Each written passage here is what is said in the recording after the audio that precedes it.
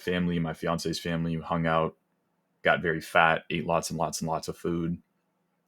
Didn't really pay too much attention to the market. Um, Kind of just been managing positions. I haven't been opening any new ones. The last position that I opened was Blur. So I woke up today euphoric because that's what Blur did. So, and I literally said, just level to level, level to level. And that's a 50% move in itself. Entry was literally reclaim of hourly 200 moving averages. Insane.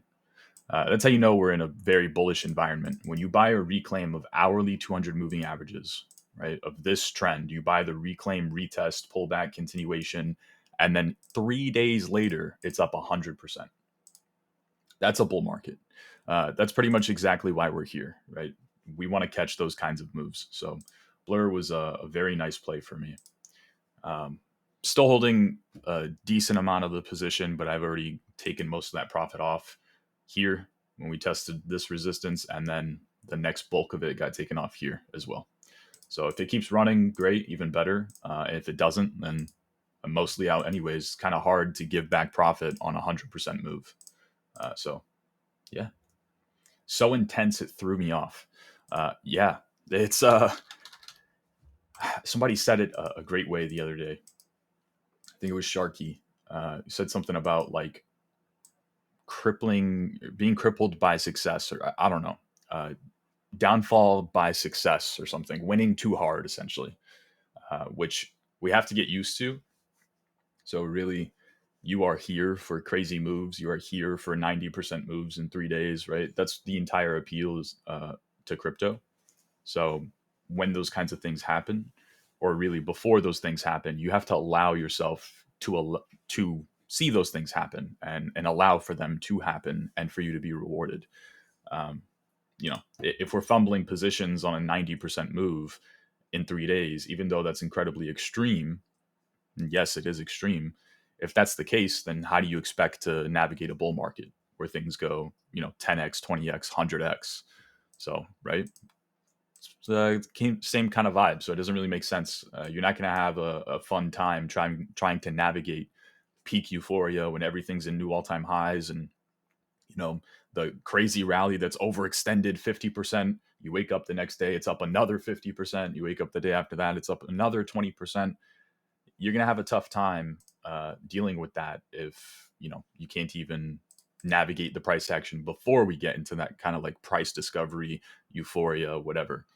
When we're just moving level to level, level to level. We break out of a daily level, we go to the next. We break out of a daily level, we go to the next. Whether that daily level is 20% higher, 50% higher, 100% higher, whatever, we just kind of look level to level and we work in such a manner so that you have a way of protecting any profit in the meantime, right? So no one has ever said to me, oh, Mercury, you said Solana was going to go to $80 and it only went to 68 and then it lost the trend and then it pulled back negative 20%. You're an idiot because it only went to 68 from breaking out of 45 and you said it was going to go to 80, right? No one has ever said that. So if your biggest issue is it doesn't get to whatever that next level is, you just adapt, right? It breaks down below hourly 200s, 2 hour 200, whatever, right? That trend portrayal, same way that you're able to justify, hey, we broke out of that level, maybe we just go to the next one. However you're able to justify that. Once we lose that, we're no longer able to justify it, then we're forced to adapt, right? But in the meantime, oh, Blur broke out of this 45-cent supply zone. Okay, maybe it just goes to 70, right? And then so on and so forth. And then it does, right? So then when it does, you're being rewarded. You're playing into the bull market mindset, the entire appeals to why you're here in the first place. And when it doesn't, and it only went to 52 cents, and then it pulls back, and then it loses that demand zone, and then it breaks down below local trends, and then blah, blah, blah, whatever. Well, it doesn't matter. Your entry is 35 cents, 36, 37, 38 cents anyways. So why do you care? That's essentially the entire gist, right? If we keep that kind of a mindset, then you kind of ensure, right? You ensure that come bull market, you get rewarded. There's a very deep kind of thinking that I have and I've applied to markets, which is the paradox of emotional attribution. That's what I call it, right? It's a mouthful, but it's the paradox of emotional attribution. You guys know that Wall Street chart where it's like, hey, this is euphoria. This is depression. This is anger. This is hope. This is this. This is that. What stage do you think we're in, right? You guys all know what Wall Street cheat sheet chart that I'm discussing. Well, who's to say that this is euphoria just because we're up 20x off of the lows, right? Because in the meantime, as we're reaching this peak, there are the other half of the market participants who are sulking and depressed. And oh my gosh, I've been fading this whole rally. How did I drop generational wealth? How did I fumble this wealth, right? Even people who have made money on that way up, how did I not make more? How did I only make $100,000 as opposed to 3 million, right? That's what people are thinking. So is it really proper to call that euphoria? And then likewise, when we move down, right? Oh my gosh, this is depression because everything is blown up, everything's going to shit. My exchange blew up, it's insolvent. Well, am I depressed when we reach this low and I've sold BTC at 60K a year ago? Do I really care that we're trading at 16 now? No, because I've quadrupled my purchasing power on BTC. And I've my portfolio during that way down, because there were several rallies where we were able to assess snowballs leading into snowmen, right? And then only got 20% rally. It was only a 30% rally. BTC only gave a 15% rally after breaking out above the range and reclaiming 4-hour 200s. ETH at the same time period only gave a 60, right? 60% rally in that same exact 1 month time frame when ETH broke out of that range and reclaimed 4-hour 200s at the same time, right? Oh, but I'm supposed to be depressed when we're trading at $15,000 Bitcoin because of a Wall Street, pretty color chart. Why? How does that make sense? You can absolutely go into a bull market, have spent years and years of your time dedicating, every single day you log into Twitter, you watch every single live stream, you read every single daily market update, you constantly are on top of the market, trading the market, looking for relative, strength and outperformers and blah, blah, blah, and doing everything correctly. And then after the bull market is said and done, you have nothing to show for it. You didn't experience the euphoria. You watched as other people experienced it. So it was euphoria, but for you, it was actually depression. It was anger. It was hatred. It was this. It was that, right? It's the emotional paradox it's the paradox of emotional attribution. That's what I call it. So we have to ensure, right? Because again, the entire fucking point as to why you're here in the first place is because when we go into a bull market, you want to have fun. You want your account to 10x. You want your account to 100x, maybe. You want to experience the NFTs, cyclical rotation. You want to experience the hype. You want to sell on Justin Bieber, right? You want to dump on his head. You want to dump on Lindsay Lohan's head. You want to dump on Snoop Dogg's head, 50 Cent's head. You want to sell on all these celebrities and the euphoria and the peak, excitement and whatever. And, my girlfriend, my fiance, I better not screw that up again. Uh, good thing she's not here. But my fiance works for a marketing agency, and the marketing agency that she's working for is talking about NFTs, right? That's top cycle things. That's peak euphoria kinds of things. You are literally here because when that thing happens, you want to be pre-positioned and experiencing that euphoria. Well, you can't get there if you're constantly unable to think, hey, maybe now that we broke out of this level, maybe we just go to the next. It's 50% higher. It makes no fucking sense. We're already up 60%. We're already up, right? Overextended. We just reclaimed hourly 200 moving averages for Blur. How the absolute hell does this make any sense that we would go from an hourly 200 MA reclaim into a 25% move higher into the next daily resistance? And then once we break out of that daily resistance, even though this is parabolic and over exaggerated and overbought and overextended and this and that, and there's an RSI bear div on the 3-day and whatever, the 275 EMA is acting as resistance on the daily and blah, blah, blah, we still go up another 56% higher in the next 48 hours.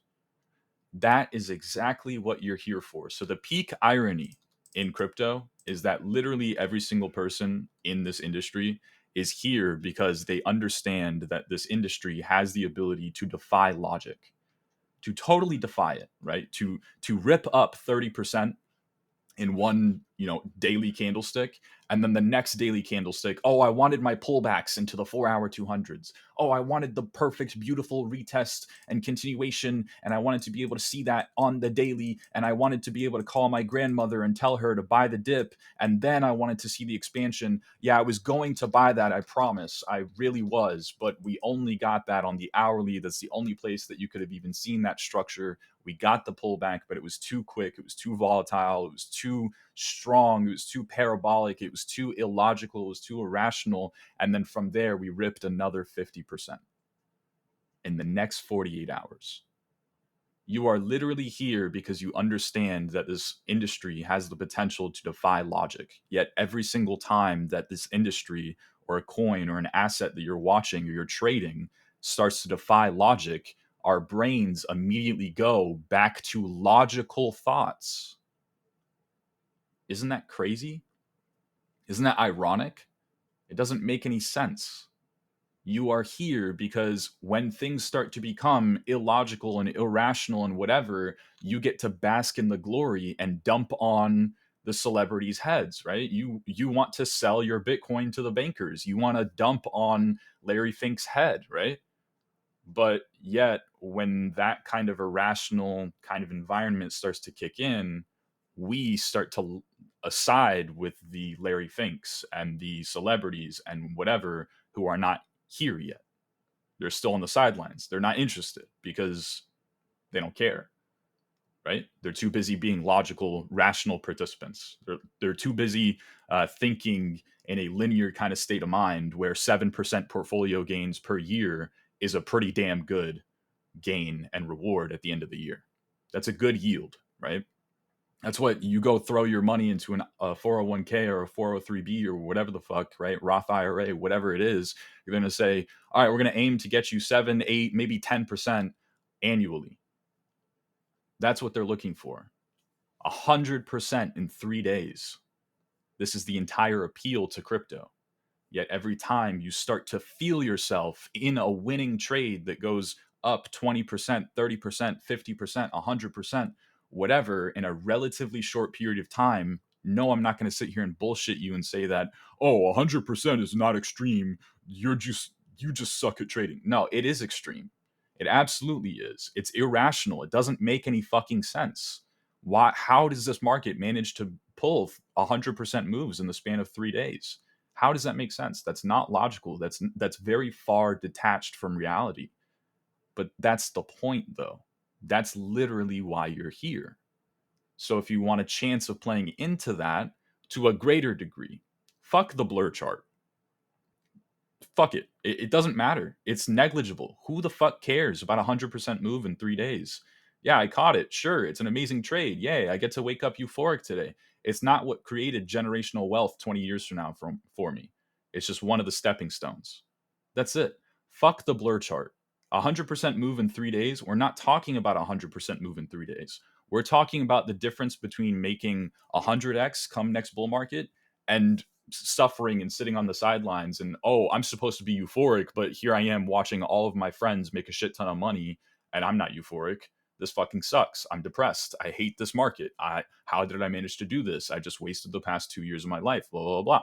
Right? You're talking about the difference between making 100x and creating generational wealth for yourself and missing out on the entire premise as to why you're here and have spent the past 2 years, taking the brunt of it, getting absolutely fucking destroyed. Your stable coins have depegged, right? Your protocols have gone to zero. Your exchanges have gone insolvent. Shame on you if you do not make the absolute fucking most out of that suffering, that pain, and that misery. Shame on you because you suffered and went through all of that with the idea that eventually there's going to be a time where these assets are drastically mispriced towards the downside. And then eventually, when we do catch up and things start to pick up momentum again, it's going to be fucking irrational. The human greed, that human nature is going to start to kick in. These, institutions are going to start to want to buy our bags. They're going to start advocating, hey, maybe just throw up 1% of your portfolio into Bitcoin. I don't know. And 1% of the traditional market would send Bitcoin like 12x higher than here or something absolutely fucking stupid, right? That's what we're here for, because we understand that everything in this industry is a very small piece of the pie. So it has that potential to, even if it's still just a relatively small piece of the pie, it could absolutely multiply a couple times, right? The entire market cap of crypto. You want a crazy statistic? Nvidia stock is a higher market cap than all of crypto combined. Nvidia, just one stock, right? Now, granted, it's one of the biggest stocks in the entire stock market in the US, but still, it's one stock. Gold market cap is whatever, 17 trillion right now. 17 trillion. Crypto is 1.4 or something, right? Bitcoin has like a $700 billion market cap, or I don't know, right? Don't quote me on that, but it's somewhere around there. So think about that. Think about how relatively small things are, but you already knew this. You were already aware before you came into today's stream, and I just spent the past 20 minutes rambling to you. You already knew this because that's why you're here. That's why you tune into these streams. That's why you read the daily market updates every single day, because you already had this thought in mind prior to joining this Discord. It's just that we forget about it. So then when something starts to ramp up 20, 30, 40, 50%, we're like, oh my God, there's no possible way that I'm winning this greatly. When are things ever this good? When have I ever won to a great degree? Yeah, because you keep shooting yourself in the foot, because every time you experience your own success, you cut it off. You don't even allow yourself to play into the mindset as to why you're here in the entire fucking first place. You shoot yourself in the foot and cut it off preemptively. So yeah, you're not going to know what it's like to experience winning and being in a 50% rally, and it rips another 50% from there, and it goes parabolic, and then it goes into price discovery, and then your entire crypto Twitter timeline starts talking about it, and then from there you're like, oh, that's probably top, right? Because sentiment, and now they're starting to talk about it, and then it goes up another 5x from there after they start talking about it. You've never been able to experience that because every time you even start to taste it, you cut it off early. Doesn't make any sense. So I kid you not, guys. The entire point as to why I developed my system in the first place many years ago is so that it was impossible for me to shoot myself in the foot. If I did, it was purely human error. It was not something that the market told me and then I read it wrong and then blah, blah, blah, and I'm forced to adjust and this and that and whatever. No, it was purely because I'm a fucking pansy and I cut my position too early, and I have no one to blame for it except for me. And that's it. But at least because of the way that I've developed my system, I've made it to where the only way that I fuck up is because of me. So as long as I can master me, then I get to play into the entire fucking premise as to why I'm here in the first place. As long as I master my own emotions, as long as I achieve that kind of self mastery, the ability to watch as things rip 25% in 4 hours after me entering and only want to take a little bit of profit, and because we're at resistance, not because we're up 25%, and then it rip another 50% in the next 2 days thereafter and still only take some profit off the table. And only, again, because we're at resistance and not because it's up 50% or 100% in 3 days. That's not why, but just because of the technicals. So I'm playing into two ideas. One, if I want to make generational wealth, and I want to make money in this market in the manner as to what appealed me to this market in the first place, buying something and watching as it runs multiples and then makes me generational wealth, and then one day 20, 30, 40, 50 years from now I get to tell my grandkids about it, right? About this blur trade, because it's not 100% move at that point. We come back 3 months from now and it's actually up 10x for my entry, right? I want to be able to tell my grandkids about that. So I'm playing into that idea, and at the same time I'm playing into the same idea as to, hey, let's come back to reality just a little bit, right? Just a smidge. Let's not be the total, mid curve people, but let's come back to reality just a little bit. I understand, if I want to benefit from this market in the manner that I'm here for, I need to be able to let things run. But B, at the same time, I cannot profit from this market unless I take profit. Oh, duh. Thank you so much, Mercury, for this amazing alpha that you just dropped on my head. I never knew that. Where do I tip you the 3 Bitcoin for this amazing wisdom that you just told me? No, it's not fucking alpha. It's just logic. It's just rationale. You can't profit unless you take profit. But at the same time, if you're going to take your profit and run away, you can't play into the entire premise as to why you're here in the first place, because you want to catch multiples. Very few of you are here because you want to learn ICT concepts and how indicators work and blah, blah, blah, blah, blah, and this, that, and whatever, right? You were likely here and appealed because the simplicity in the system is so straightforward that it allows you to just kind of hone your own abilities and play into a very straightforward system that kind of ensures that no matter what the market does, you are on the right side. And if you're not on the right side, it is purely because of human error and not because of something that the market did, right? If I'm going to sit here and call every breakout a sweep of the high and ICT concepts and this, that, and whatever, I rely on my intuition, my intuitive ability to read that price action better than the other person and have a very uncanny degree of accuracy attached to my intuition. Whereas if I just play trends, if I just respect the fucking trend and understand what context is. So hey, yeah, we're uptrending on literally every time frame. Oh, except now we're uptrending on every time frame except for this one. Wow, that's context. And then how do we play into that from there? When we zoom out to a higher time frame, oh look, we have this demand zone, we have this high time frame trend that we've been discussing for a couple of weeks now.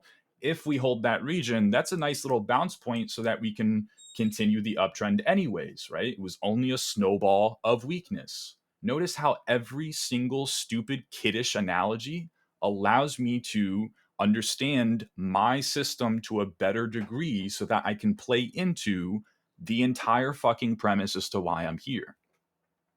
You can't build a snowman without building a snowball first. So, as long as you acknowledge these snowballs as they form and have some kind of comprehensive ability to determine context, you ensure 100% of the time, regardless of whatever the market does, that you are on the right side of the market. And guess what? If you say, hey, the market's doing this, so that means I get to assume that.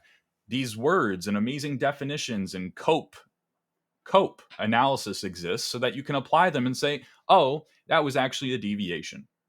That was actually a bull trap, a bear trap, a fake out, a fluke, a this, a that, whatever, a liquidity sweep, market manipulation, whatever the fuck you want to call it. I don't care. It is, you played into your system and it didn't work. You're forced to adapt. How do you go from there? Every single bit of psychology, be it kiddish or not, is always curated in such a way so that we can ensure that by the time a bull market comes, you are on the right side of it. And if a bear market comes, you are on the right side of that as well. I refuse to fall in line with the emotional paradox. I'm sorry, I keep fucking that up. The paradox of emotional attribution, where we go into a bull market and I'm the person who's been coping and seething and sidelined and unable to position and revenge shorting the entire fucking bull market. And we go into a bear market, and just now, because I'm finally getting my pullbacks and my dips and my entries and whatever, now I'm entering in, even though I'm counter trading the trend. And now's not the time to be getting in because we're heading to the bottom right corner on every single fucking time frame. You ensure the ability to adapt to whatever happens next just by assessing whatever's happening currently. So as long as we continue to do that, it's impossible for the market to catch us off guard. It's unbelievable that everyone in this industry will tell you and meme about you, right? You give a bi-directional analysis. Hey, if we break out above the range, that means we're uptrending. If we break down below the range, that means we're downtrending. If I posted that analysis right now on Twitter, you know how many likes that would get? Maybe 50. Maybe 50. Just the people who have been with me for years and are like, okay, I mean, Mercury's just stating the obvious. Cool. You know what the replies would be? Oh, thanks so much, genius. Wow, so up or down. Thanks so much, genius. I didn't know that a range might go up or it might go down, just like I didn't know that if I flip a coin, it might land on heads and it might land on tails. So how come if that analysis is so unbelievably straightforward and simple and stupid, how come we don't apply it in our own day-to-day thoughts? How come it's always, oh, the market's going up, but what if it goes down from here? Oh, the market's going down, but what if this is the bottom and I miss out on the bottom?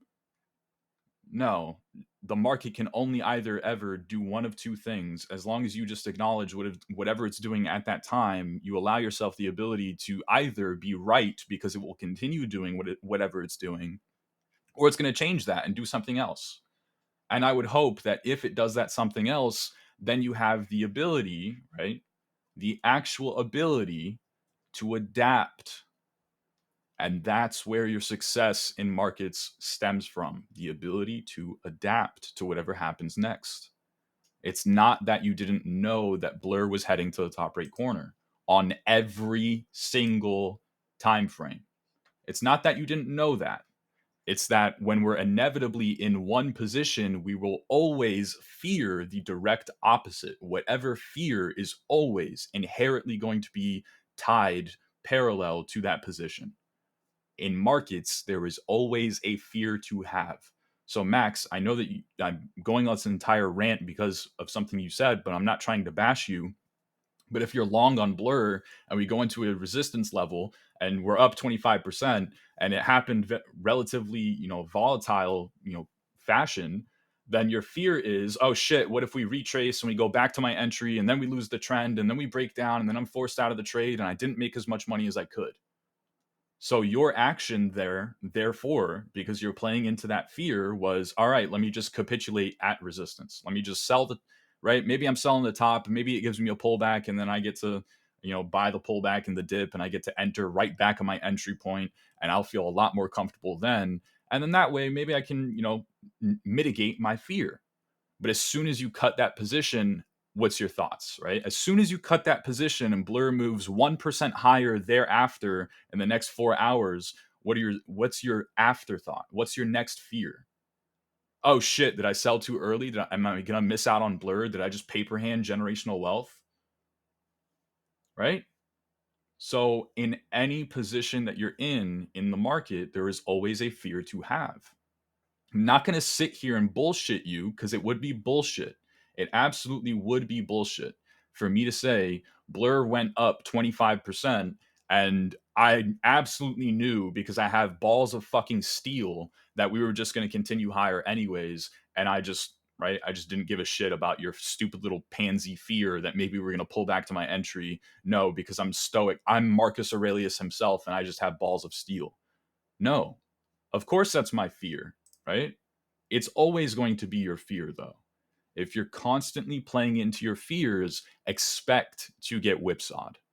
Expect that every time you're in a coin, your biggest fear, the only thing that you can focus on is you're going to be having this crippling anxiety of what if we pull back? What if I lose money? What if we stop me out? What if it goes back to my entry? We retrace all of my unrealized gains, right?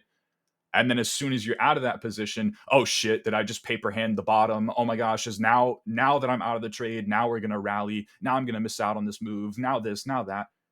Expect for that to happen if you're constantly gonna be focusing on the fears. So all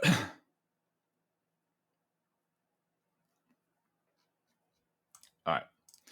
And again, another big point here is you know what the fundamentalists were saying? You know what the narratives and all the people who apparently are such alpha, right? They just started trading 2 years ago, but they understand narratives way better than you do. You know what they were saying about Blur? It had a token unlock. This was tokens getting unlocked. It was supposed to be a sell the news event because tokens were getting unlocked. So there's more supply coming into the market. That makes sense. Wow, amazing. That's a narrative. Cool. Let's apply that. Oh, wait, the chart doesn't fucking agree, but here we are still arguing this stupid ass narrative that to us makes sense. Look how we're applying logic to a market that we are literally here for because we understand that it has the ability to defy logic. But here we are still trying to argue a logical sounding narrative because apparently we are absolute fucking alpha and we understand narratives and we know, right? We know because CZ gets taken down from CEO. We don't know anything about geopolitics. We don't know anything about how regulations work and how monetary policy works and this, that, and the other. We don't have that much market experience, but we know what happens from there in the market because of CZ stepping down from Binance as the CEO. No, the fuck you don't, right? Everyone said, oh my God, it's supposed to be a bullish event. Yeah, we sold off negative 6% the next day. It's only negative 6%. It was just a range high, range low moves. Not like it's a big deal, but still. Everyone's, oh my gosh, it's a bullish event. Now we've gotten away from the FUD. No. You're flipping a coin and calling heads or tails. And if it lands on tails, you're going to be a genius because you called tails. And if it lands on heads, it was actually market manipulation. Your narrative wasn't wrong. It was actually because this, that, and the other, and blah, blah, blah. And the newest narrative and the next hottest thing that people started to argue, because there's always something that people will argue. That's actually the reason why that your narrative didn't take priority because someone else's narrative took priority instead. No, it's almost as though the market goes up because there's more buyers than sellers, and it goes down because there's more sellers than buyers, and that's it. Not because your stupid fucking narrative. Not because there's a token unlock. Not because CZ stepped down from Binance. No one gives a shit. Lose it. Throw it out of the fucking window. Throw it into the garbage can. It's pointless. You're here to be on the right side of the market. You can't do that if you're putting your own intuition, your own instinct and assessment of narratives and fundamentals and blah, blah, blah, and whatever over whatever the market is doing. The best times that you succeed to the greatest degree is when you have a thought and a narrative and an application, right? Because we're all here to speculate. I'm not going to sit here and say you're not allowed to speculate. You can't be speculative. You're not allowed to do that. Just subscribe to whatever the market is doing. No, we're human. The only reason the market exists is because when we go up, someone is willing to speculate that we may go down. When we go down, someone is willing to speculate that we may go up. That's the only reason the market exists, right? So without speculation, we wouldn't be here right now. So I'm not here to say don't speculate, but at least do it in moderation. The times that you do best is when you have a thought and you can already justify to your gut why something might happen and the market agrees.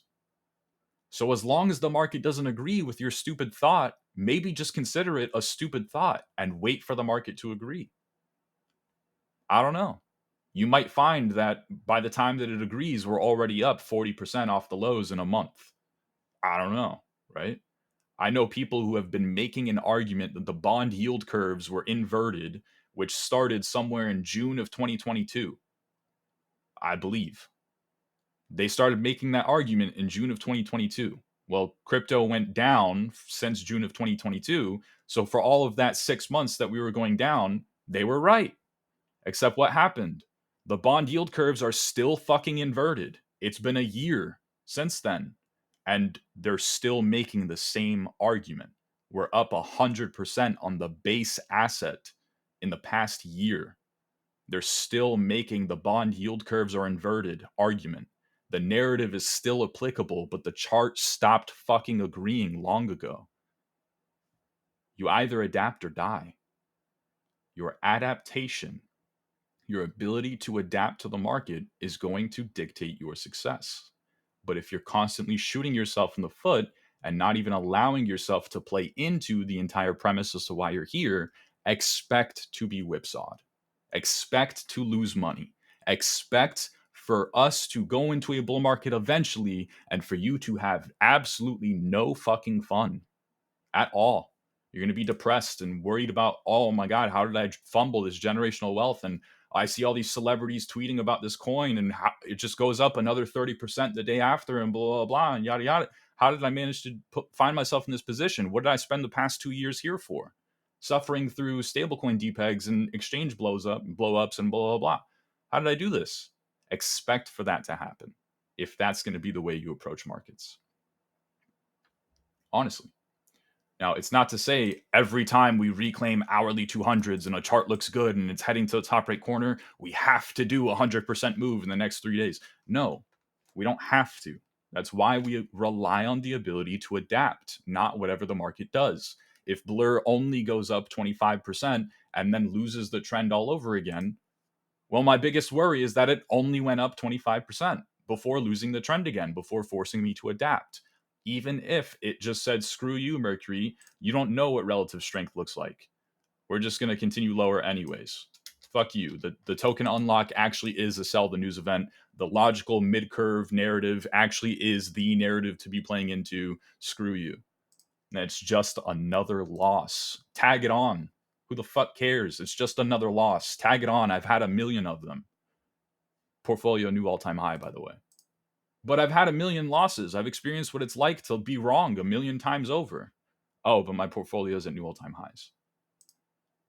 I'm playing into the mindset as to why I'm here. You have good risk management and you're losing 1R of whatever you're risking on whatever trade. And then when you are right, even if you're right 50% of the time, you're wrong 50% of the time. But the times that you're right, you win 3R. And the times that you're wrong, you lose 1. Even though you're right half and wrong half, you're profitable. You are a winning, profitable, consistently profitable trader. Why do you care?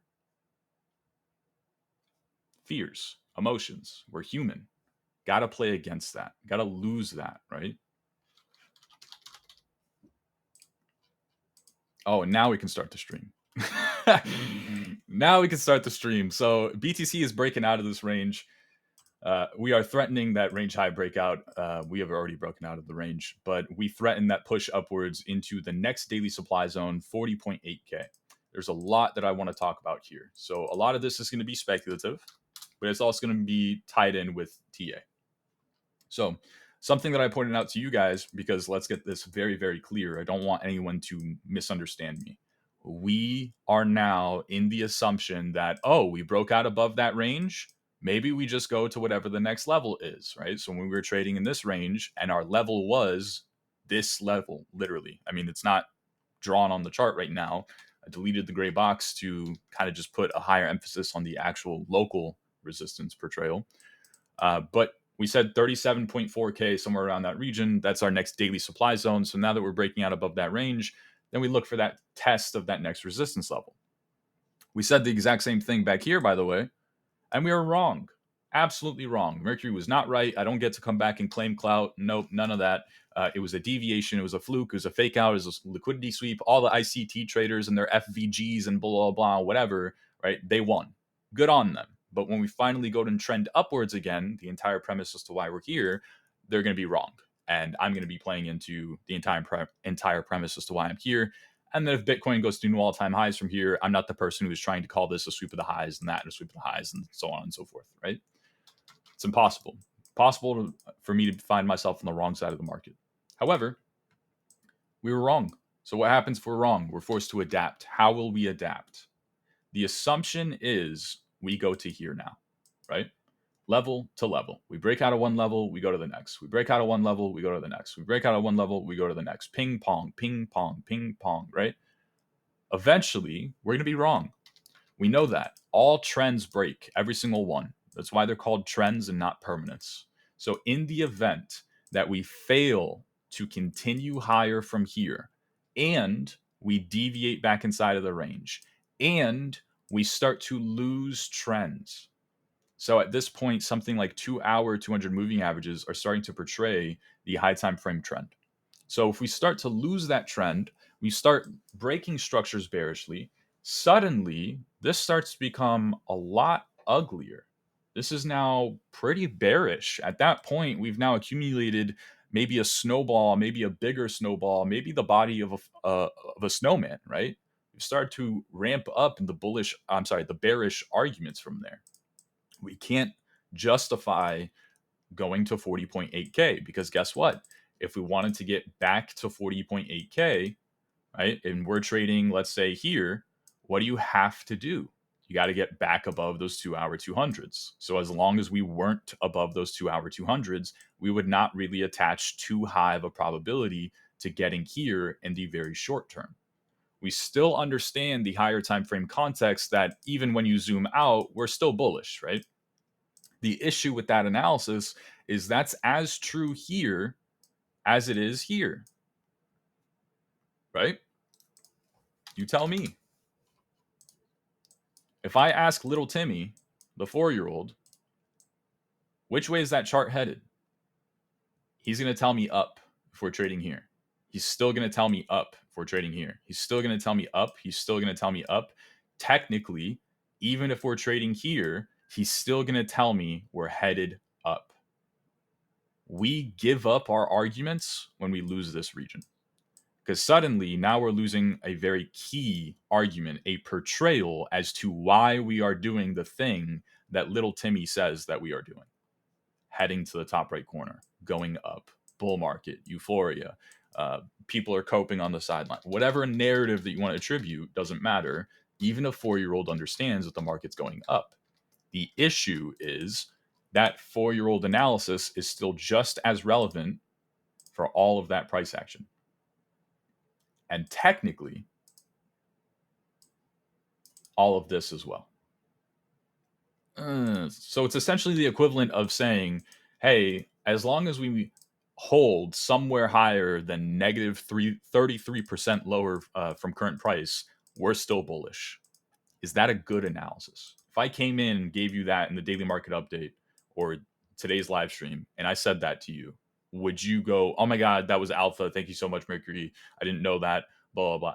No, you'd be like, what the hell is that? So just bag hold and be a coping, bag holder for negative 33% lower from here. And then after it breaks that low, then cut my bullish arguments. That fucking sucks. That doesn't make any sense. Yeah, of course, right? We know that. But that's the truth. Technically, you go negative 33% lower than here, you're still perfectly bullish. The highest time frame context is still telling you, hey, we're headed to the top right corner. So, of course, we want a better way to adapt to that analysis. I'm ignoring current BTC price action. We want a better way to adapt to that. So our scaling of assumptions starts with we lose 200 dailies, we lose that demand zone, we stop making the argument. Suddenly, we're not coping for negative 33%. Now we're only coping for negative 20. Yay. Mercury, that still fucking sucks. Nobody wants to hold for negative 20% drawdown on BTC. Right. Yeah, I don't either. So how do we scale that assumption prior? If we lose the 2-hour 200s, we break below this range, we shift that structure bearishly, right? We put in a lower low for the first time in a month and a half after a 40% rally. Oh, look, that's probably a top. Because that's a snowball, right? Deviating back inside of this stupid little 6% range, that's a snowball of weakness. Losing the 2-hour 200s is a bigger snowball of weakness. Hey, if you wanted to get back to 40.8K, you want to go into new all-time highs, you want to see hyper Bitcoinization where Bitcoin gets priced at $1 million and gets adopted as the global currency, guess what? You got to get above this stupid fucking little blue and green line first.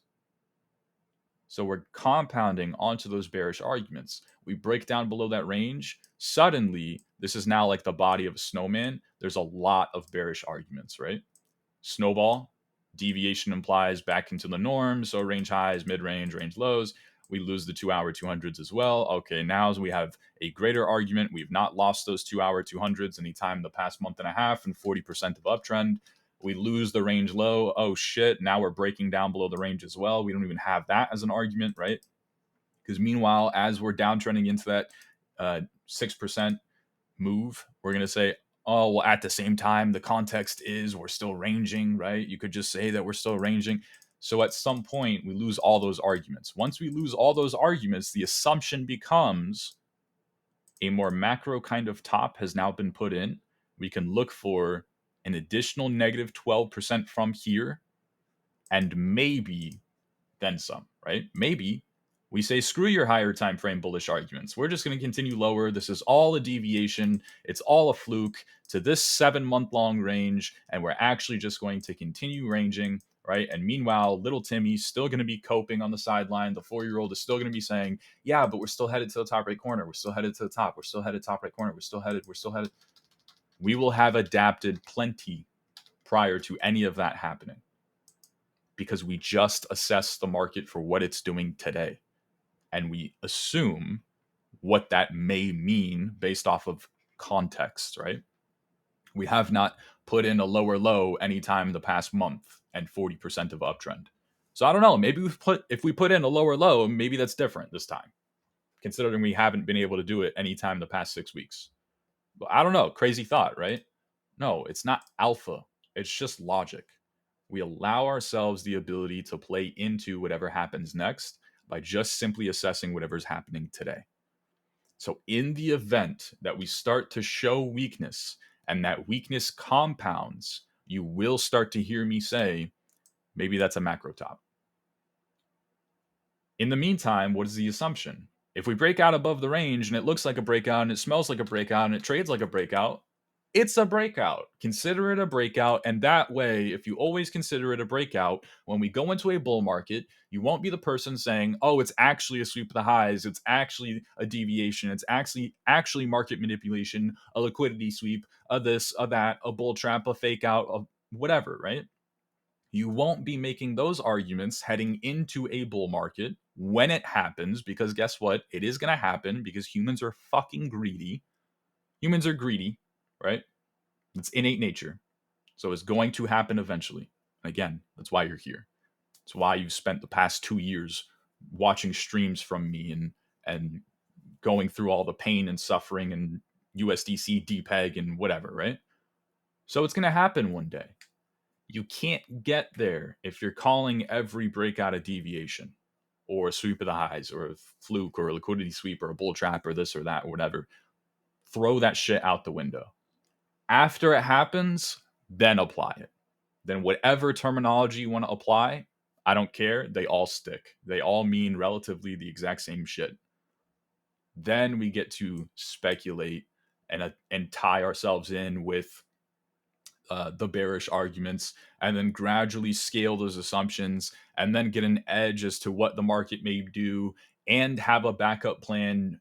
Oh, look, Mercury's calling for a negative 12% drop into this demand zone, but we only got here before reclaiming the range, before getting back above the 2 hour 200s, before breaking out above the range again. And wow, good thing that we knew that the higher time frame context was still bullish and we were just looking for a deeper pullback, and we don't suffer to myopia every time that the market pulls back -5, -10, -15%. Good thing that we allow ourselves the ability to attribute context as to what the market may do next, so that when it starts to show strength again, whether it tests our region or not, we get to readapt into the same mindset that we had in the first place that allowed us to win, right? That allowed us to win, so that our biggest issue was whatever my portfolio all-time high was 2 weeks ago, 10% higher than here, I didn't get to realize that. That sucks. My portfolio is making a higher low. I would have much more rather locked in whatever my all-time high net worth was. Wow. That's your biggest issue. Adapt to the market. So something that I want to point out here is, if we start to see this weakness snowball, it is a weakness snowball. We do need to adapt, because guess what? Every other time this market has topped any time the past 2 years, every market top has been in the same exact kind of pattern. What do I mean by that? Here's a consolidation. Here's one sweep higher, right? One leg higher. We attempt. So what is Mercury telling you here? We're breaking out. We are now compounding onto the bullish arguments. The snowman continues to win. Target 37K. And then what happens? We deviate. We sweep the highs. We put in a bull trap, a fluke, a fake out. It was market manipulation. They took our stops and then ran it to the lows, right? So then we readapt. Oh, now we're trading back inside of the range again? Okay, maybe we go back to mid-range and then back to range lows. And we do. Oh, now we're losing the range lows? Oh, maybe that's an additional bearish argument. Maybe from there, we get a deeper pullback into something like, oh, I don't know, 4 hour 200s. And then we do. Oh, we lost 4-hour 200s. Maybe we see a deeper pullback into, right? And then that argument continues to compound. In hindsight, that was a major market top. What happened back here? Here's a consolidation. So we say, what's Mercury's analysis back here? Hey, if it looks like a breakout, it smells like a breakout, it's probably a breakout. Just trade it into whatever the next level is. Next level is 31K. Cool. We get there. Amazing. Awesome. Love you so much, Mercury. Thank you so much. But then we lost the trend. Then we deviated back inside of the range. Then we broke structure bearishly because that's a low, that's a lower high, and that's a lower low.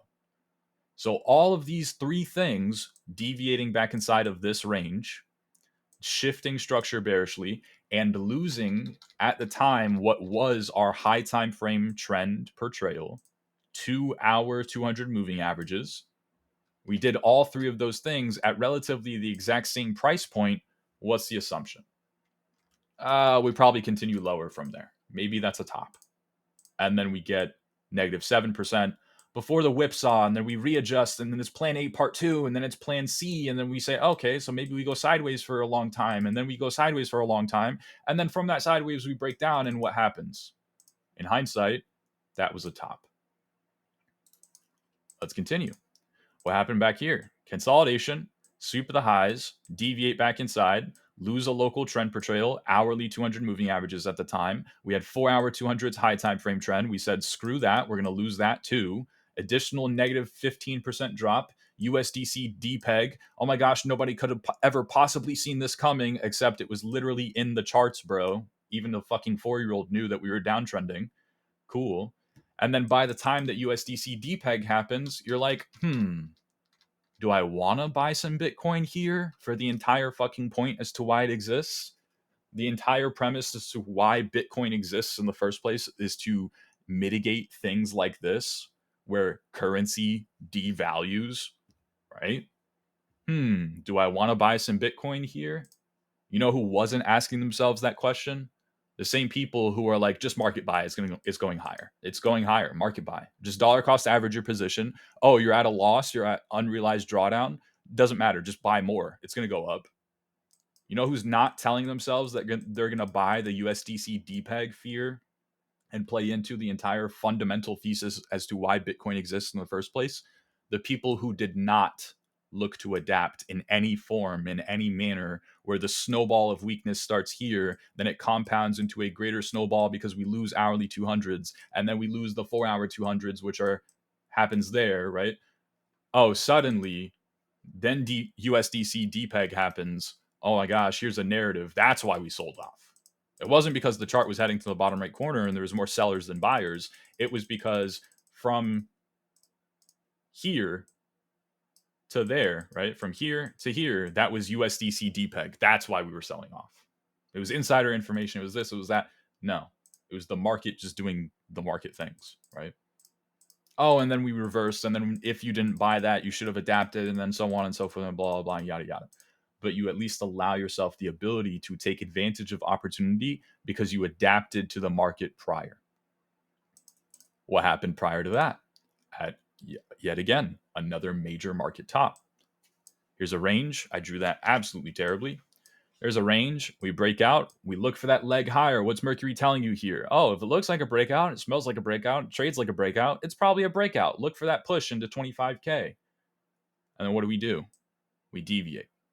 We lose that trend. And then suddenly that's a deeper pullback. Much deeper than anything you saw prior to that on that rally upwards. Wow, so it was a top. And then we tested those 4-hour 200s. Good thing we don't give ourselves myopia and only subscribe. Oh, we've been downtrending the past 5 days, even though literally every other time frame is bullish. Well, that means that we're downtrending on every single time frame because we've been downtrending the past 5 days, right? No, we have that context. We tested 4-hour 200s. We got right back above that trend, and suddenly we continued uptrend, and then we went to 25K. Wow, good thing we rely on ourselves and not the market. Because if we needed the market to go to 25K from here, we got absolutely destroyed. Even though it ended up going there eventually. We adapted. Do we understand that it's the same signature over and over and over again? Here's a range. Here's a breakout. What's the analysis? Oh, look, the range lows, mid range, range highs. Oh, yeah. So we're targeting those range highs now, right? We tapped a mid range. As long as we maintain this little trend here, the whatever it was, I think it was 4 hour 200s, right? As long as we maintain that trend, we're good to go. And oh, that's a snowball of weakness because we're deviating back inside. Oh, we lost the 4 hour 200s. It's actually an additional bearish argument. Oh, now we're trading below the range. So we're probably just going to expand lower. Oh, but it was because FTX blew up, though, right? No, it's because there was more sellers than buyers. Same signature. What happened back here? A little bit of consolidation, one leg higher, deviation, loss of local trend, break in daily structure. What happens thereafter? Major market top. Continue the same signature over and over and over again. Here's consolidation. Here's a deviation. What's Mercury telling you here? Oh, that's a breakout. Here's this, here's that, blah, blah, blah, yada, yada. Maybe we continue the snowball. Maybe our 4 hour 200 MAs per trail, maybe we break out above that. And then if we do, we would look for a move from 31K into 37. And oh, never mind. We fell right back inside of the range. We were still too busy respecting the 4 hour 200s as resistance, as trend resistance. We lost that trend. Then we break down, we form a consolidation pattern. We break down below the consolidation. We test those range lows. We break down below the range lows. Now we're bearish on every single time frame. What happened? Negative 50% from there. That was the snowball that started it. Continue the same signature over and over and over again. We break out. What is Mercury telling you here? We broke out. Look for level to level, right? Blur from 36 cents into 45, from 45 into 70. Well, what happens when Blur only gets to 60? Oh, now I'm the idiot because I'm bullish at the top and I said that we would go to 51 and we only got to 47 or 48. And then what happens? We snowball back inside. We lost local trend. We deviate back inside of the range. We lose 4 hour 200 moving averages. Suddenly, what created all of that weakness before the market topped and then sold off hard? The deviation back inside, the loss of that local trend, the snowball, that sweep higher where we failed. Continue. Are you getting the point yet? It's the same fucking signature a million times over. We've seen it, I don't know how many times so far in the past 2 years. Sweep the high, deviate back inside, lose the local trend, and suddenly that's now a major market top, and then we sell off an additional negative 30% from there. Continue the same fucking signature. Sweep the high, deviate outside, fall back inside, lose that trend per trail, break the daily market structure bearishly. Oh, look, all of a sudden, that's now a top. What happens thereafter? Negative 50%. The same signature over and over and over and over again. Whether it is a sweep of the high and immediately fall back inside of the range, or if it's a proper leg upwards, right? Where we leg upwards and then we fall back inside of the range, it does not matter. It has led to the exact same result every single time that it has happened in the past 2 years. So maybe, just maybe, if it happens again, we see the exact same result. It would not be a shocker. I don't trade fractals. I trade trends, right? Trends applies to more things than just moving averages. And oh, we're heading to the top right corner and we're going to the bottom right corner. Yeah, it applies to more than that. If we see a very specific pattern time and time and time again, that is a trend. The market tends to do whatever it's doing because that is the trend. When we consolidate and we get a final push upwards and we expect higher, whether we get that higher or not, and we test our resistance that we looked for or not, and we fall back inside and we start to accumulate snowballs of weakness, oftentimes this has occurred after major rallies upwards, right? Because it happens at tops. So in order to happen at tops, it has to be rallying on the way into all of this happening. So we've seen it happen time and time again, several times over in the past 2 years. So it's relevant to us. It's not like I'm pulling this shit out of my ass from 2015, right? It's relevant. It just happened. The last market top and the top before that and the top before that and the top before that. That's the trend. So if it happens again, we can look to assume something similar. It wouldn't be that crazy. This is how you have a thought, you have a speculative idea, you have a bullshit arbitrary narrative, right? You allow it to creep into your mind, but you don't take action off of it until it actually starts to align. The market starts to align with that idea. Here's a signature that I've noticed, a pattern, a trend. If the market does it again, maybe the trend continues and we reap a similar kind of result. It's not that crazy to think about. So, that is my Bitcoin analysis. Of course, I will always adhere to whatever the market does. So, if the market's going up, more times than not, you already know what your live stream is going to be like. When you come into the live stream, you already know what you're going to hear me ramble about. Market's going up, bears are dumb, higher highs, higher lows, look for the daily level to level. Here's the next level, nothing changed. We're still making the same arguments, confidence in trends, life of a turkey, blah, blah, blah. You're going to hear the same shit. Market's going down, you already know what to expect. Oh, yeah, we're going down on this time frame. Make sure you adhere to the context on the higher time frame, blah, blah. We have a snowball of weakness. We have this, we have that. Our confidence in trend dropped off a little bit. We have sideways, you already know what to expect. Nothing happened. I'm giving you the same fucking analysis that I gave you 2 weeks ago. It's the same shit all over again. I'm just going to reword it differently to make it sound cool. Hopefully, you guys think that it's alpha. But yeah, it's the same thing. You already know what to expect because I just adhere to whatever the market does and I practice what I preach. I really do trade whatever analysis that I'm giving you in these streams. I really do trade it. That's how I go about actually executing on the market, is with the market's thoughts. And I am here to just be a messenger to what the market is telling us. If it's going up, I'm going to tell you it's going up. So if something else happens, then we adapt. We look to apply the speculation and a pattern recognition or whatever, right? I told my friend, I don't trade fractals, but when I've watched the same pattern occur 17 times over in the past 10 or the past 2 years, and it's been very relevant because it's happened at the exact pico top every one of those 17 times for the past 2 years, it's kind of hard to ignore at that point. It's not a fractal anymore. It's a trend. It's a pattern. It's something the market has done continuously. So if it does it again, I need to have a way of adapting. Maybe from there we get that deeper pullback. You get to call your grandmother. Oh, hey, grandma, BTC's pulling back into 31K. That's a very strong weekly demand zone. There's also 200 dailies as confluence.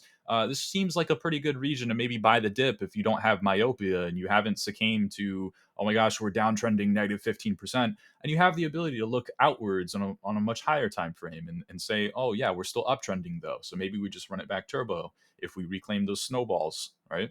We start accumulating some strength on those lower time frames. Oh yeah. Yeah, maybe that happens. Is that crazy to think about? No. It would just be the market moving. Nothing crazy happened. And then guess what? Oh, actually, Grandma, we lost the 200 dailies. We're falling back inside of the range now. So all this price action into 38K, that was all a deviation. So we imply lower. So we actually imply mid-range and then range lows, as Mercury always says, and maybe even lower than the range because we have that momentum swinging into those range lows. Yeah, Grandma. So maybe sell that BTC spot position. I don't know. It's not looking too hot. It's kind of looking like everyone had the same idea to buy the dip at relatively the exact same region, and then we couldn't hold it anyways. So I don't know. And then from there, either you're right or forced to adapt.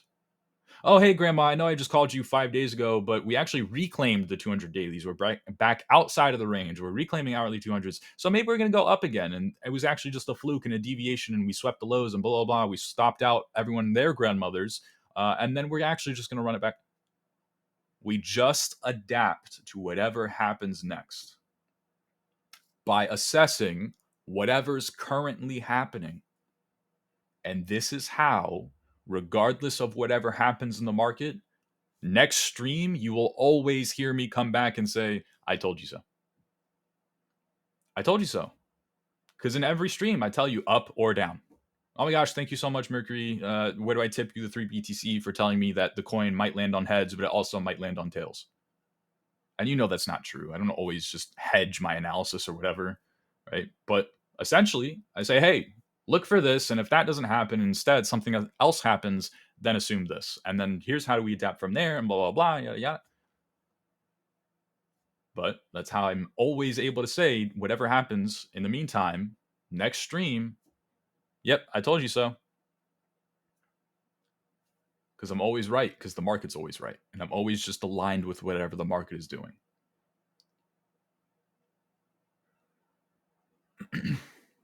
How do we adapt in terms of opening positions and so? That's up to you. I can't tell you how to adapt because however you're going to adapt moving forward is stemmed based off of how you already adapted leading into this movement in the first place. So if I bought BTC spot on the initial breakout of 28.5K, when I started saying, hey, it's going to go up to 31. Oh, we broke out at 31. Maybe we just go to 37. We go to blah, blah, blah, yada, yada. If I bought that position, then suddenly I'm looking to exit that position based off of my analysis of whatever the market is doing, whatever I deem relevant. I didn't, though, right? So I didn't buy any BTC yet. This is the first time in 2 years that I've missed out on a relevant BTC rally, something better than 15%. I have not made money on BTC, not once. I have not traded BTC once in the entire past month and a half. The asset that typically gives me 70, 80, 90% of my wealth in these markets. I haven't traded it once. So how I adapt moving forward is going to be much different than how someone who bought the dip, bought the rally, bought the reversal, the initial trend shift, has that position still open or whatever, right? It's going to be totally different. So how you go about adapting and executing the analysis is up to you. I'm not here to hold your hand through that. So again, I practice what I preach. I trade my system. So the levels and trends that I deem relevant and constantly am discussing in these streams are there and they're being discussed because they are interesting to me. And that's regions where I'm looking to take action at. Whether or not I actually am able to execute off of those regions is a totally, entirely different discussion in itself. So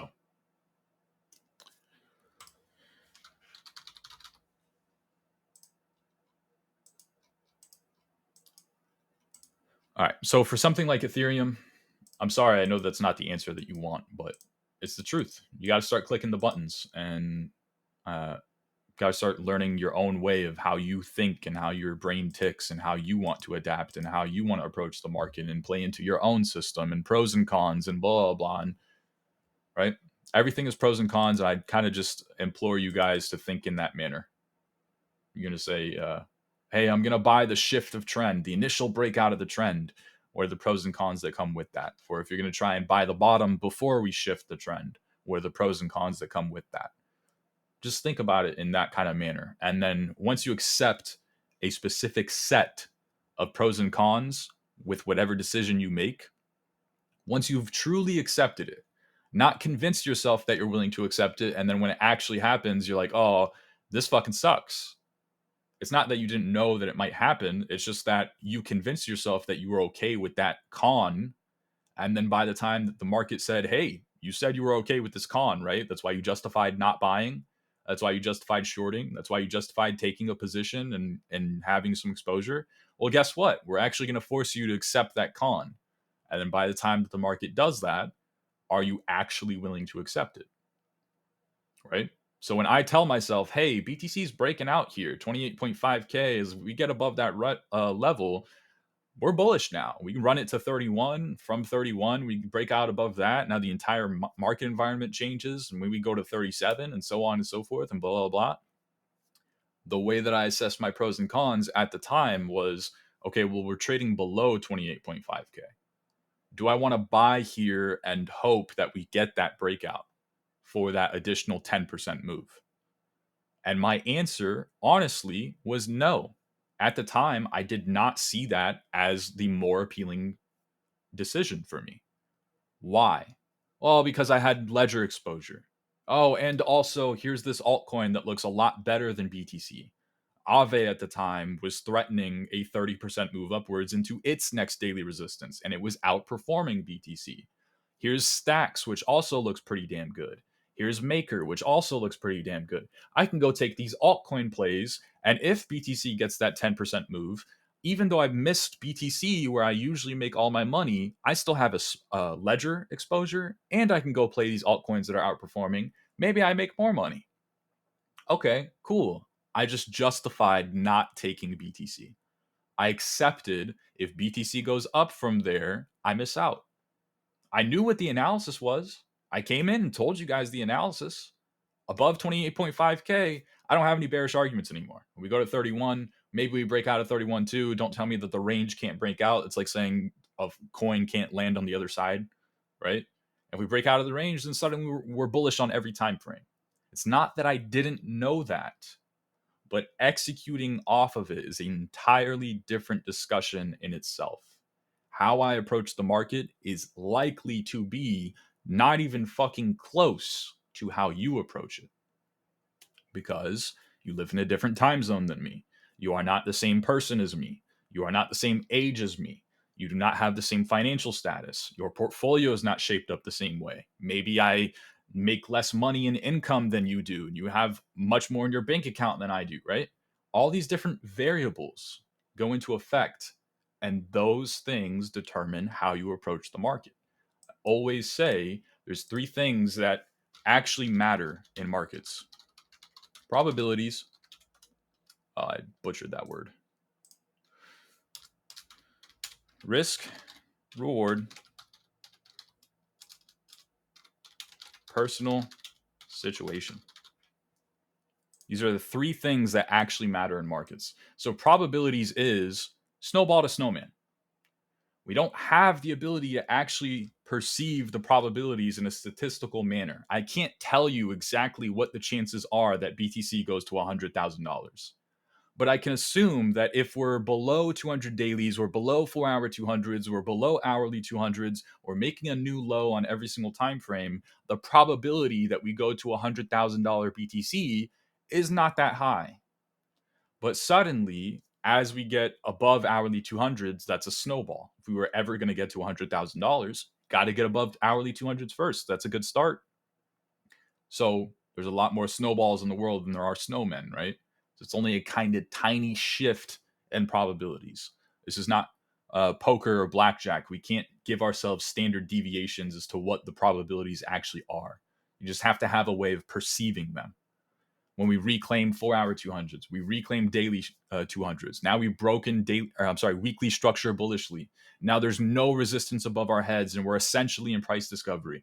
Well, at that point, we can perceive the probabilities to be incredibly high, right?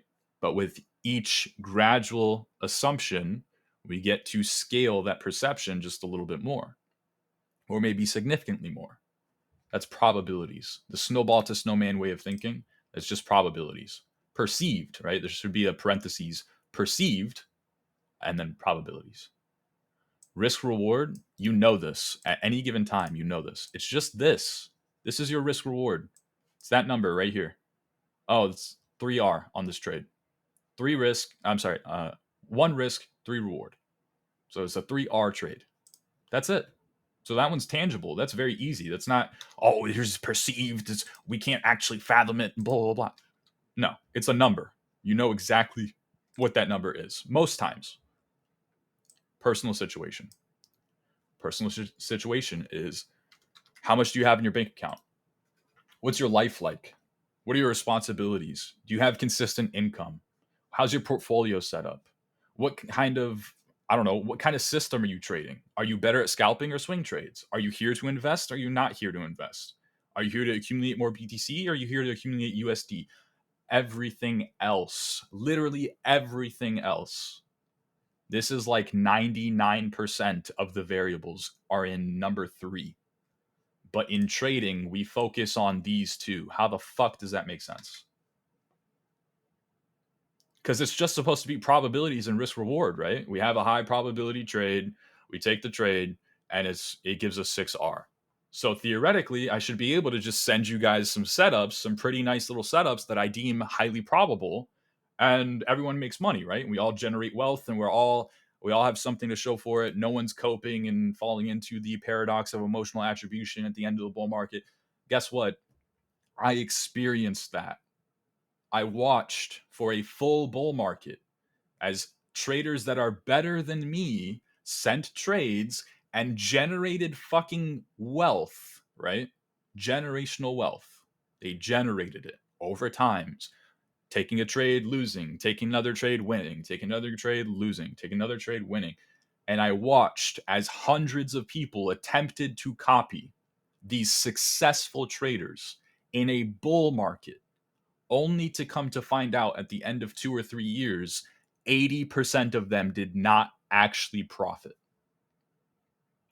80% of them were only still there because they could justify it because of the education that they were getting. But the actual service itself, copy and do as I do and make money, they were not seeing any benefit from. How? How is that possible? Because everyone's personal situation was different. You know what the theme was? If we go on a win streak, the chat at the time, we just won 17 trades in a row, right? Loma was part of this group, Loma Crypto. Loma's euphoric because out of 17 of those trades, 8 of them were his. He just made a new all-time high in his portfolio. He just locked in 7 figures. You know what the chat is? Meanwhile, when I go and jump into the general chat for the Discord for this paid group, you know what everyone's saying? Oh, I closed the trade too early. Oh, I wasn't able to take the trade because I was asleep because I live in a different time zone. Oh, I actually had my bids a little bit lower and I missed out on the trade. Oh, the trade only hit entry for 15 minutes, and during those 15 minutes I was walking my dog and I missed out on the trade. Oh, but the trades that you sent out that lost, I was able to take those because those pulled back into my entry. Those gave me my entry. I had ample time to enter into them. So every time we lost, I lost too. But every time we won, I didn't always win. Why? How? How's that possible? Personal situation. Everyone's situation was different. We're going to be honest. I would say a whopping majority of the 20% of people that actually monetarily benefited from copying other people and doing as they do and saw a monetary benefit from doing so didn't actually do things as they should have. Meaning they decided, oh, I'm actually going to risk 5x because the coin that Loma just sent the trade out on, I have an emotional attachment to. I think that, that's really good. And I love that coin. So the fact that he's bullish on it and thinks that it might go up makes me really confident because I already have an emotional attachment to this coin. So I bought a shit ton of that coin and then it went up and he just so happened to have a winning trade and I made a lot of money. So I'm happy with the group. I'm happy with the service. Dude, you're not even doing it the right way. You're going to get blown up eventually. I guarantee the group disbanded and you probably gave it all back eventually at some point. 99% of the time, that's what happens. Personal situation. I'm not here to hold your hand. It's not because I don't like you and I don't want to and I can't. It's because I literally can't. I could. I can sit here and send profitable setups. What's my theoretical RR in that trade ideas channel? I just came off of a loss, right? DYDX just got wicked out at the bottom. What's my theoretical RR if you were to go back to every trade setup in theory and number them all out? What is the RR that hypothetically would have brought you? If I had to guess, over 100. Over 100 R easily. I didn't send out a blur trade, but I had Investidor come in and do it for me because I wanted you guys to see where my head was at on blur. Blur itself is like 20 R trade for me. So it's over 100 R. Yet nobody in this Discord got 100R from copying my trades in Trade Ideas channel. How? Why? How come? So I could do it. I can send you profitable trades over time and have an hypothetical winning strategy and hypothetically double a portfolio based off of paper trades and whatever, but it's not reality. I can't actually do it because it's not actually possible, at least per my perception of it. You have to master your own personal situation, and then, even though it's number 3, the way that I categorize it, it's the most important one, and then you get to account for the other 2, which make up for a minuscule amount in comparison. Probabilities, risk reward.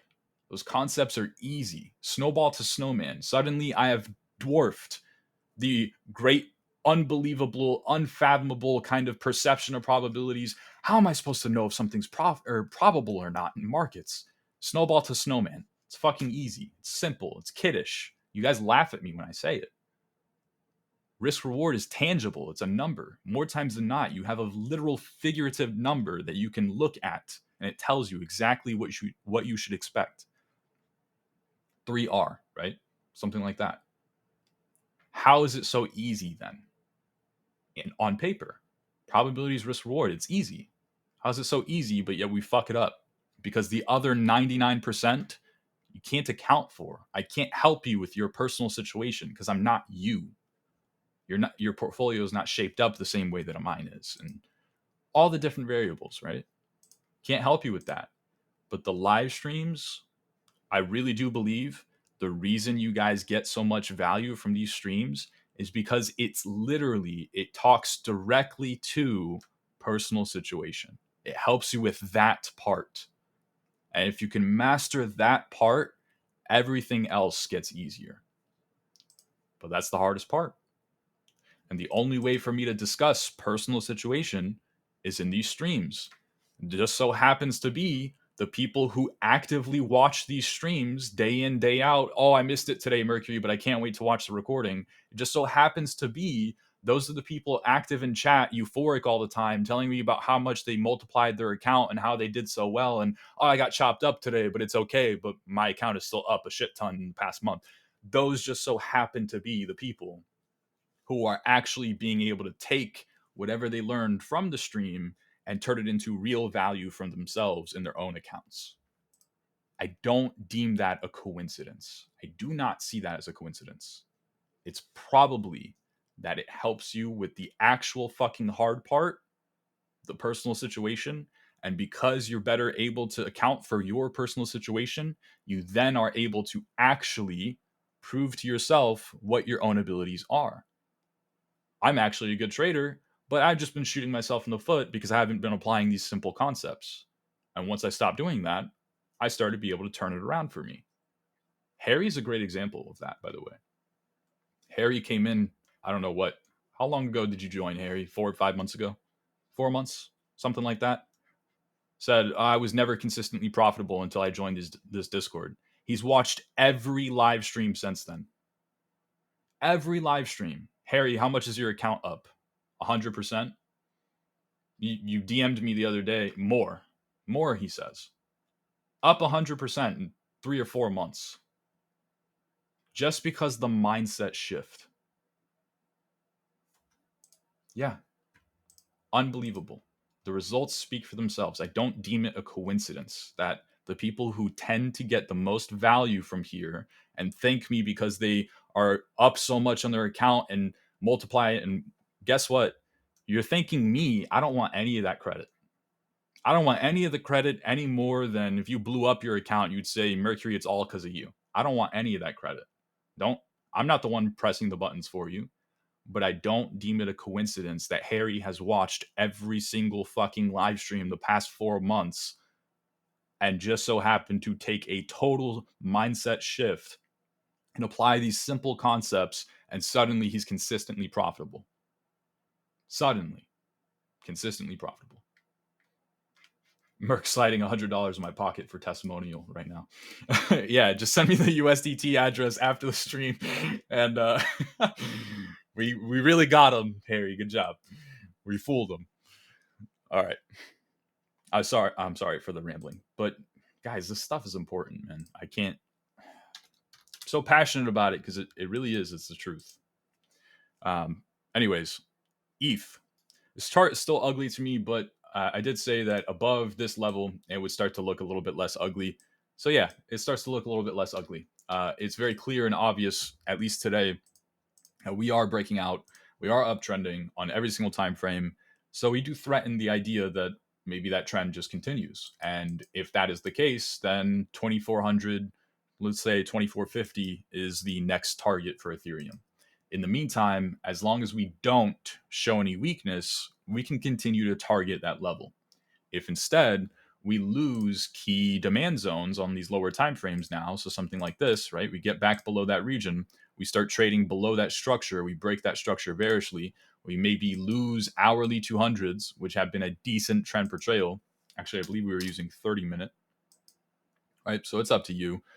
Both got chopped really because we started to move sideways, and I started to be able to say this chart is hideous, not because it's bearish, just because it's hideous. So it's up to you what trend portfolio you want to use. It doesn't really matter. You could use 15, maybe 15 is being respected more locally, right? Something like that, and then downtrend, and then reclaim, and then whatever. Same idea across the board. We start to show weakness to some degree. Suddenly, we write this off in the meantime, and then from that point forward, it would be let's look for at least range continuation, right? Maybe the sideways ugliness continues going sideways, which is not even really a bearish analysis in itself, but that in itself would imply -6, -7% of downtrend. So that's really the analysis for Ethereum.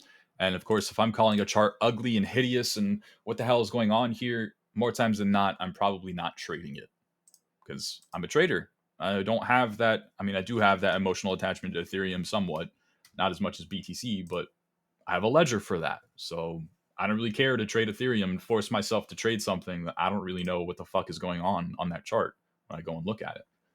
It's not going to happen. So for that, still not really all that interested in Ethereum, not because it's ugly or bearish, not because it's ugly because it's bearish, just because it's ugly. In my opinion, you might look at that chart and say, Mercury, this is so clean. This respects the Ichimoku, and I think that this trend portrayal is very clean, and I have high confidence in this trade, and blah, blah, blah. Good on you. Again, personal situation, discretion. But anyways, ETH BTC chart, still technically downtrending on these high time frames, putting in the same kind of structure. We discussed this last time. Putting in the same kind of structure as when we deviated below the range last time around as well. So we're starting to reclaim those 4-hour 200s, as you saw. Those are also choppy and ugly and weird, and it's not very ideal. But again, the idea is, the main point is, if we deviate back inside of this range and we get back above the 200 dailies, then suddenly this is the first time in the past year and a half even, that we are actually seeing the lag effect on Ethereum. First time in 12, 14, 16 months, right? Suddenly, we are lagging. Suddenly, everyone's targets are too low, right? They all said, oh my gosh, it's lag. Ethereum's going to play catch up soon, blah, blah, blah, this, that, the other. And finally, it actually happens. And now everyone's targets are too low. Too low. After being wrong for a year straight, making one argument. Finally, that argument comes into fruition. Suddenly, you're not thinking big enough. 30% outperformance is what would be implied from there, not from current price, from there, right? And then we'd be able to say, here's the lag. Here's the lag that we've been waiting for the past year or however long, because now XYZ is happening, and we already knew that this was happening on a smaller time frame, because you cannot build a snowman, can't get here without trading above 4-hour 200s first. Right. So it's not that I'm using 4-hour 200s as a trend portrayal and, oh, if we lose those, then we're downtrending again, and blah, blah, blah. No, the ETH BTC chart is arguably more hideous than the USD one. And again, not even because it's bearish, even though ETH BTC technically is bearish on most of these higher time frames. But that's not why it's ugly. It's just hideous, to me, at least. It doesn't really make a lot of sense to me. It's kind of, what the hell is the trend that I'm supposed to be watching, right? we can start to dig into more obscure time frames, and maybe you go, oh, Mercury, 8-hour 200s. If we get above those, that's a nice little compound into our snowball argument, and maybe that's what we should be watching. Cool. Good for you. So maybe you look at it as, oh, we're above the 8-hour 200s. Maybe we deviate back inside of the range as well, right? We just kind of say, screw you, your stupid little gray box. We don't really care about that. And so you just look at it as from level into level, right? From here into 200 dailies. And then that is where you have that body of a snowman. And then from that 200 daily, reclaim from there, oh, suddenly now we have a full-fledged snowman, and at least the 8-hour 200s were a more actionable way of playing into that idea than waiting, sitting on our hands for the laggard to finally come into effect and waiting for those 200 dailies to be reclaimed. So something along those lines. But am I going to sit here and, oh, are we trading above the 4-hour 200s or below them, right? It's not really all that noticeable or notable,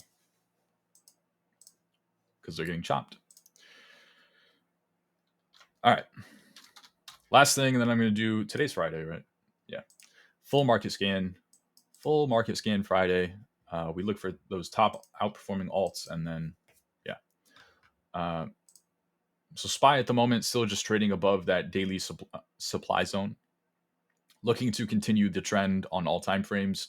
And so from here, just as we said, level to level upon reclaiming what was 2-hour 200 moving averages, level to level. From here, maybe we just go to 450. Okay, cool. We got above 450 though. So now what's the next level? 470.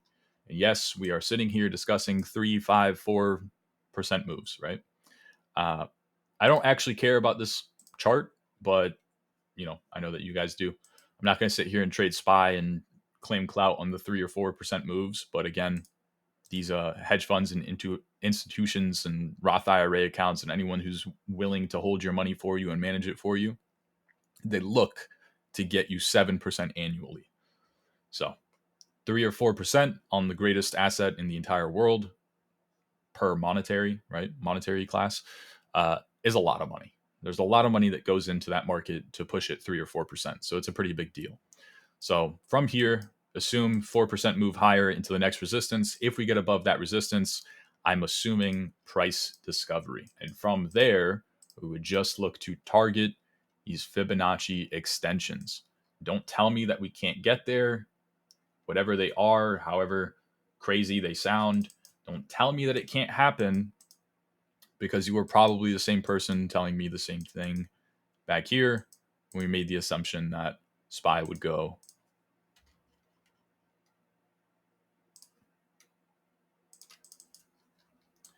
$413. You probably said that wasn't possible. And then you probably told me that I was the idiot because I was too busy calling for 434 and we only went to 480, right? So that is how we find ourselves on the wrong side of the market for 13 years straight. And suddenly a 13-year-long bull market has passed by us and we have nothing to show for it. We don't want to fall in line with that. So same exact thing, same exact idea, same exact trend, same exact concept that has rewarded history. And then if that doesn't happen, we adapt. Start to lose that level and break below whatever this local trend is. Maybe it's like 5-minute or 10-minute 200 moving averages, something silly. Suddenly we can look for level to level. We lose 2-hour 200, suddenly we can look for a level. And here's 200 dailies, right? We lose 200 dailies again, we can look for a level. And then where the 200 weekly is probably somewhere down here. We lose 200 weeklies, and suddenly this is now showing a similar pattern to 2008 and 2000, the last time that we broke below multi-year long trends on SPY. And then, yeah. But again, has to start somewhere. In the meantime, it's just a simple level, next level, and that's it. So with that, I will be just diving into the altcoin market scan. I'm not going to take any requests because we're going to scan the entire market anyways. So if you have something that you want me to take a look at, please hold that until the end of our little scan here. Oh, whoops. What am I trying to do here? There we go.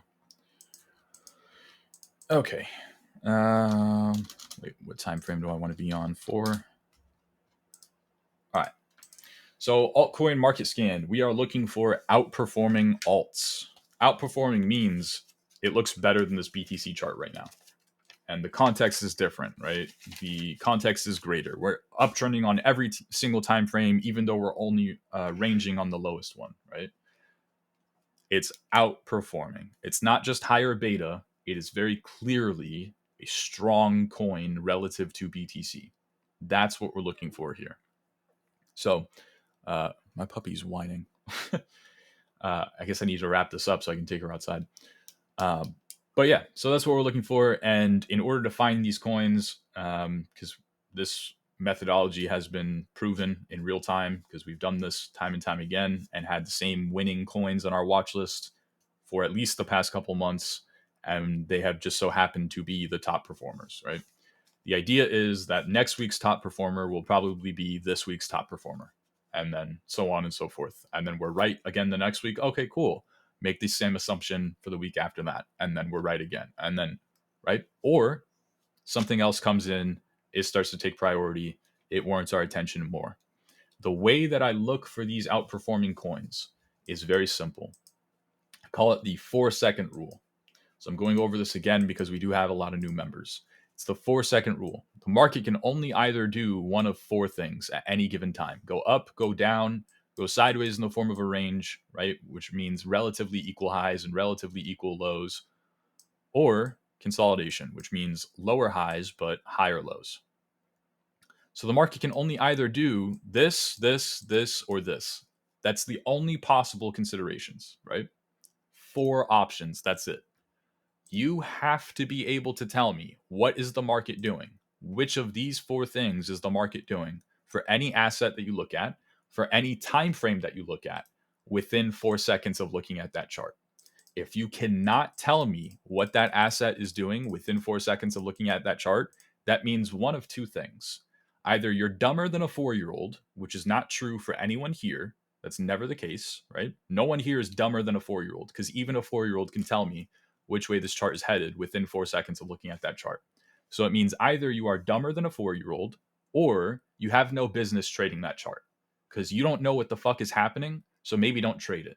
That's where I'm at for Ethereum, or at least that's where I was a couple days ago, right? Now I can say, oh, Ethereum's uptrending. That's fine. In the meantime, I didn't really know what was happening for Ethereum. I had no business trading it, so I didn't. I went and traded Blur. I went and traded FET. I went and traded RNDR. I went and traded INJ. I made money on all those coins. All of my friends right now are long on Ethereum, and they all had amazing analysis and whatever, and it made a lot of sense to them, and they bought bottoms, and they're up unrealized and blah, blah, blah. Cool, great. I couldn't do that. I went and traded something else. Me and my friends are all making money right now. We're all euphoric. We're all right? Happy days. We didn't trade the same asset. Discretion, personal situation, whatever. That.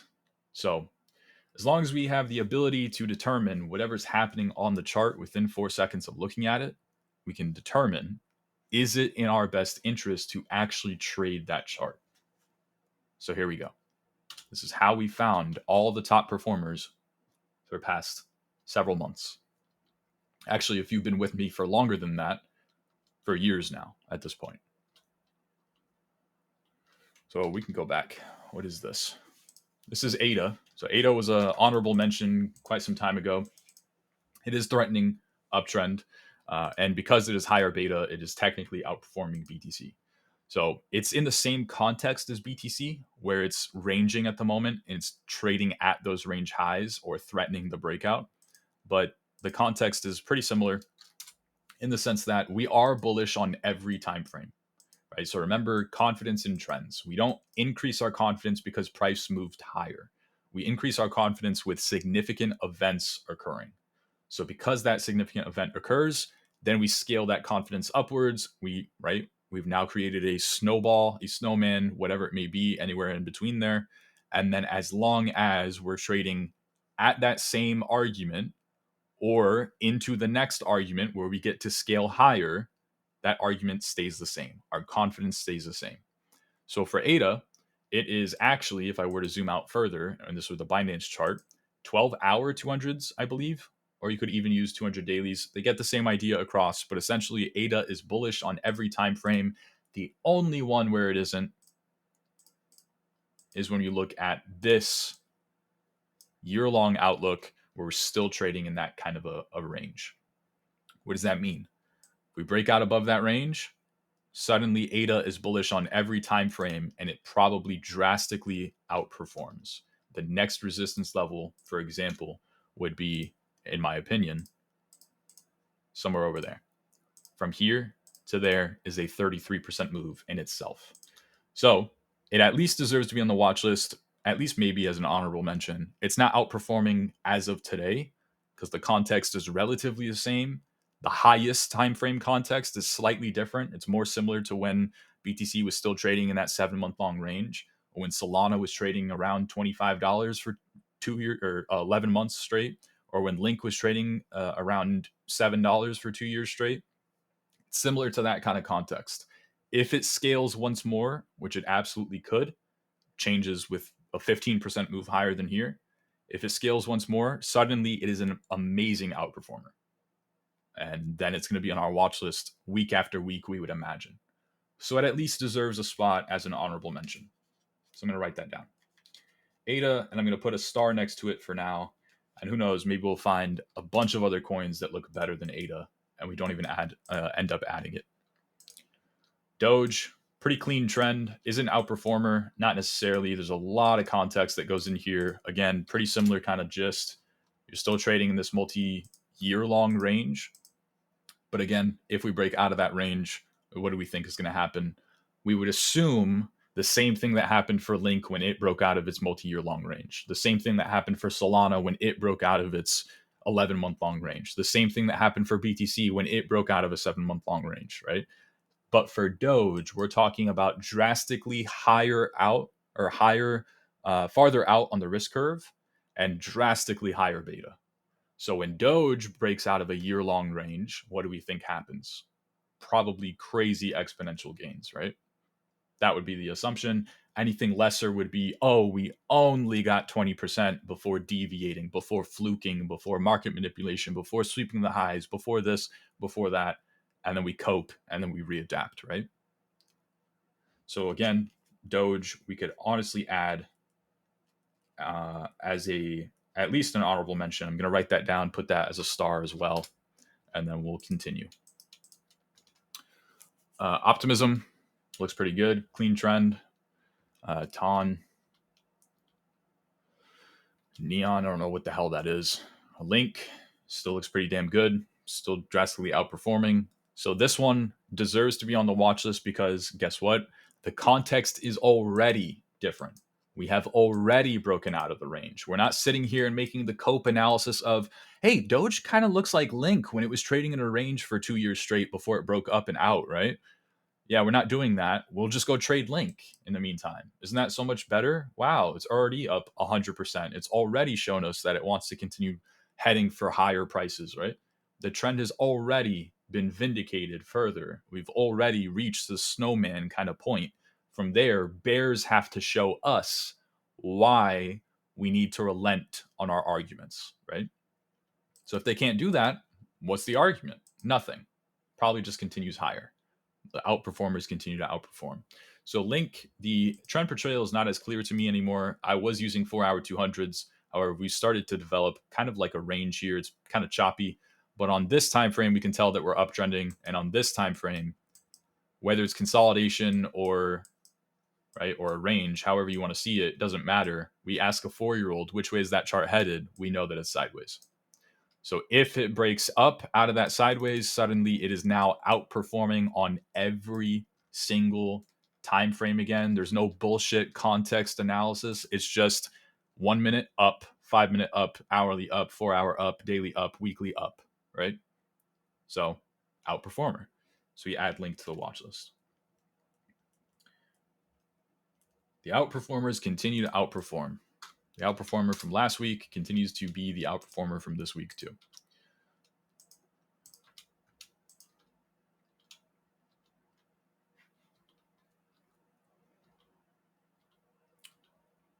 Most of these coins look relatively the same. So INJ, similar to Link, it is outperforming on every single time frame. So I can't show this because I would lose my spot in my little watch list scan. But INJ threatens price discovery in the event that we get above this range. So it threatens price discovery.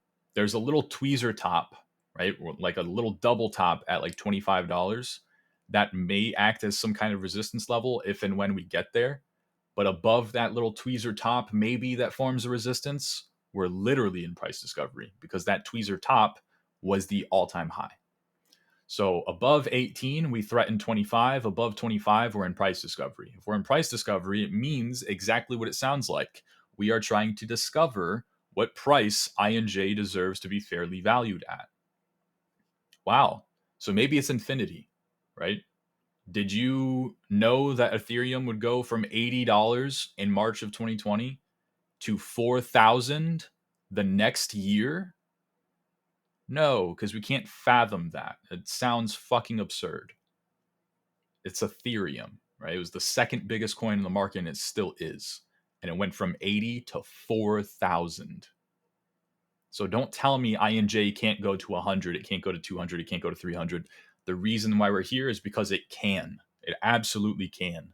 So the fact that when it breaks out of this range, it is uptrending on every time frame from that level to level, even if we want to call $25 a resistance level, that in itself is a 40% move. It gets above this resistance, and suddenly, I don't know how high this thing goes anymore. Maybe it goes to the next fib. Maybe it goes to the fib after that. Maybe it goes to the next fib extension after that. Maybe it goes to infinity. I don't know. I don't care. Give me my money. This is why I'm here. So INJ deserves to be on the watch list. Notice how we use that context. I ask a 4-year-old on any other time frame, he's going to say up, or she's going to say up. I ask them on this one, they're going to say sideways. Sideways is not a bearish argument. It's just sideways. So if it breaks down, INJ doesn't deserve to be on the watch list because at that point, breaking down below the range, losing the same 4-hour 200 MA's uptrend, the same reasonings to why we listed INJ in our watch list every single week for 2 months straight, starting since here, losing those arguments. Oh, suddenly now we threaten a negative 33% pullback, and it could still be bullish on these higher time frames. Negative 33%, and it could still be bullish. Yeah, let's take it off the watch list for the week, and maybe it comes back when we're trading at $9.50, right? In the meantime, it threatens price discovery. All it has to do is break out of a range, something it's done several times leading up into this price action. So INJ deserves to be on the watch list.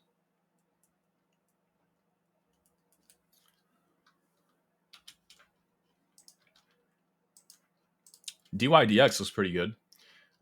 Creating higher highs here, so something that not a lot of the market has done, as we just saw, and breaking out of a daily supply zone. And it also just recently expanded away from a 2-year-long range. Is that right? A year long?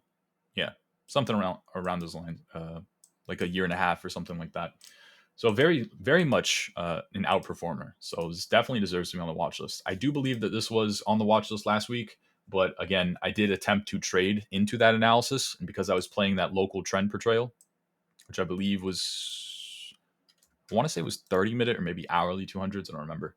I did get wicked out on this trade. So I'm not in this, but it was on the watch list. It did underperform, and now here it is outperforming again. So maybe we tried to test a higher time frame trend. I believe higher time frame trend portrayal was maybe 3-hour 200s. So we did test those 3-hour 200s, and from there we got right back above our local trend. So here we are back testing that region, back testing our local trend, shifting that analysis, and now we're looking and threatening continuing the trend on every time frame. So DYDX definitely deserves to be on the watch list because look at this context. Right, next resistance is 450, and then next one after that probably 750. So yeah, that's not an honorable mention or anything. That is true outperformance. Rune also deserves to be on the watch list, something that we've been discussing for several weeks now. 3-hour 200 moving averages are also the high time frame trend portrayal for Rune. The issue is we have not tested them any time during this entire rally upwards. When Merck mentions a coin, you were already in the Friday watch list. Yeah, so we have not tested this high time frame trend portrayal, even though we loved it back here. We used it to scale out of that analysis and take it off of our watch list back here. We have not tested this region once. So the entire time upwards, we've been using 30-minute 200 moving averages to portray that trend for Rune, which is absolutely absurd. So because this is all one cohesive argument, we look at Rune, oh, look, it's still above 30-minute 200s. It goes right back on the watch list, right? We make the same argument for a month straight and 200% or something ridiculous. And then finally it breaks. When it breaks, we go, oh, it's not working anymore. Maybe this leads to something different. Maybe we get that deeper pullback into 3-hour 200s. Well, we didn't do that. We did give negative 15%, which sounds like a lot, but when you're this volatile, it's really, I mean, we're talking peanuts, right? But it's negative 15%. That's pretty damn good. We lost 30-minute 200s. We thought we would go lower, but oh, we're reclaiming the trend again. So we're just going to run it back turbo. These are the assumptions. I'm not here to claim clout and make you think that I'm just this genius trader and I have a crystal ball. This is how I operate. We were going up. We analyze, hey, this is going up. Maybe it just continues to go up because it's going up on every time frame. And then it went up. And finally, we started to be able to develop some kind of bearish argument. Oh, look, we're breaking down below that range. Oh, look, we're losing the trend that we have not lost any time in the past month in 300% of rally. Maybe we get a deeper pullback. And we did. And when we reclaim, it goes into, oh, so we're back into the same exact environment. So that was the dip. We're not going to get our 3-hour 200 MAs pullback. That was it. We're going to run it back turbo from here. That's the new assessment, right? So that means we got chopped. You probably don't make money from that analysis, even though from us making that analysis, you went up 9%. Mercury should be able to claim clout on 9%, right? That's 9%. It's pretty damn good. No, we only went up 9%. That's it. We did not think, oh, we're going to get a 9% move. We thought, oh, we're going to run it back turbo. We're going to resume the uptrend that is an uptrend on literally every single time frame. We're not worried about 9% because next resistance should be like 18% away. And then once we get above that, we threaten crazy exponential vertical candlesticks, just like we had on the way up. Except we didn't do any of that. We got 9% and then we lost the trend all over again. So how do we adapt from here? Plan A, Plan B, Plan A part 2, because we liked Plan A. We make lots of money during Plan A. Oh, didn't work. Plan C. So Plan C is we're just going sideways. We're chopping. Right? Stop making a trend analysis only after we negate the idea of going sideways and chopping. Then we get to apply a trend analysis again. So maybe you just draw a range that looks, I don't know, something along these lines, right? However you want to draw it, I really don't care. Your trend lines and the way that you draw boxes and how you draw your gray boxes and whatever and what trend portrayal you're using, I could not give less of a shit about any of that stuff. I really couldn't. Every time that I post a range, someone replies, not every time, but a good amount of the time that I post a range, someone replies, you have trader in your name and you don't even know how to draw ranges? That's not even the right range draw, dude. You know what I immediately think in my head? This person has never actually made money in markets because they're worried about how the fuck I drew a range. They're worried about how did I get an idea across that we're just going sideways. And the idea is we're going sideways. How do I draw that idea with stupid little fucking crayons on my chart? So how you portray that idea, I could not care less. You could say that this is in consolidation. I don't care. We're going sideways now. Only after we negate that idea of going sideways, then do you get to add this back into a context. Hey, we're uptrending on every time frame again, right? Because we're not going sideways anymore because we broke out of my range. We broke out of my stupid consolidation drawing. Or, oh, look, we're getting that deeper pullback. Let's look for some key levels and demand and high time frame trend confluence and blah, blah, blah, so we can play into the higher time frame argument potentially. So If Rune breaks out of this consolidation again, breaks out of a range, whatever, suddenly it is an uptrending coin on every single time frame all over again. So that's why it deserves to be on the watch list.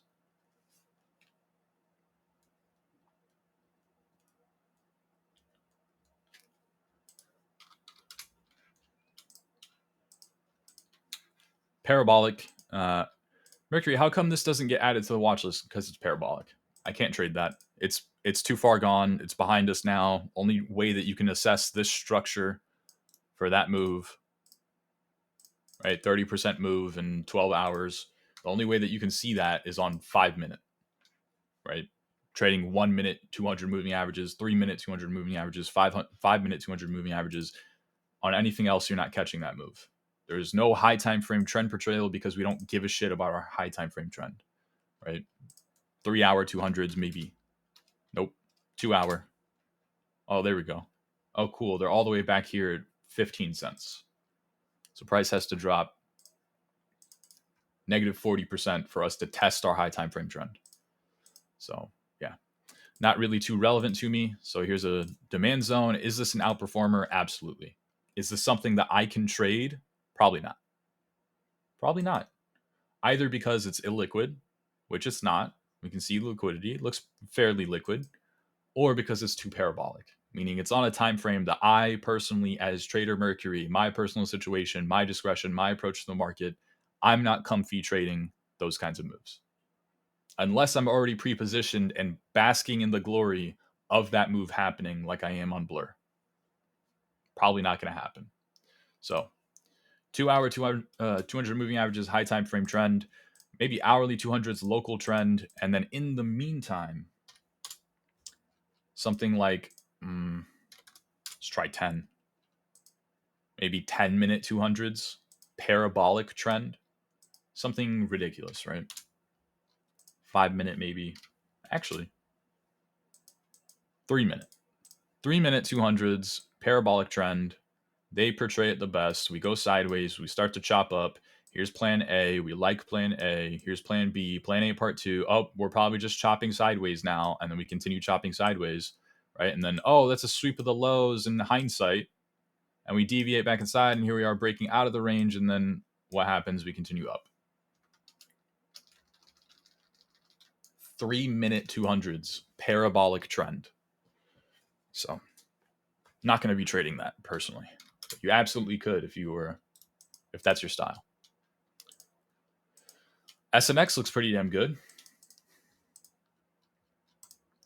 Wow, this is also threatening a breakout above very key resistance here.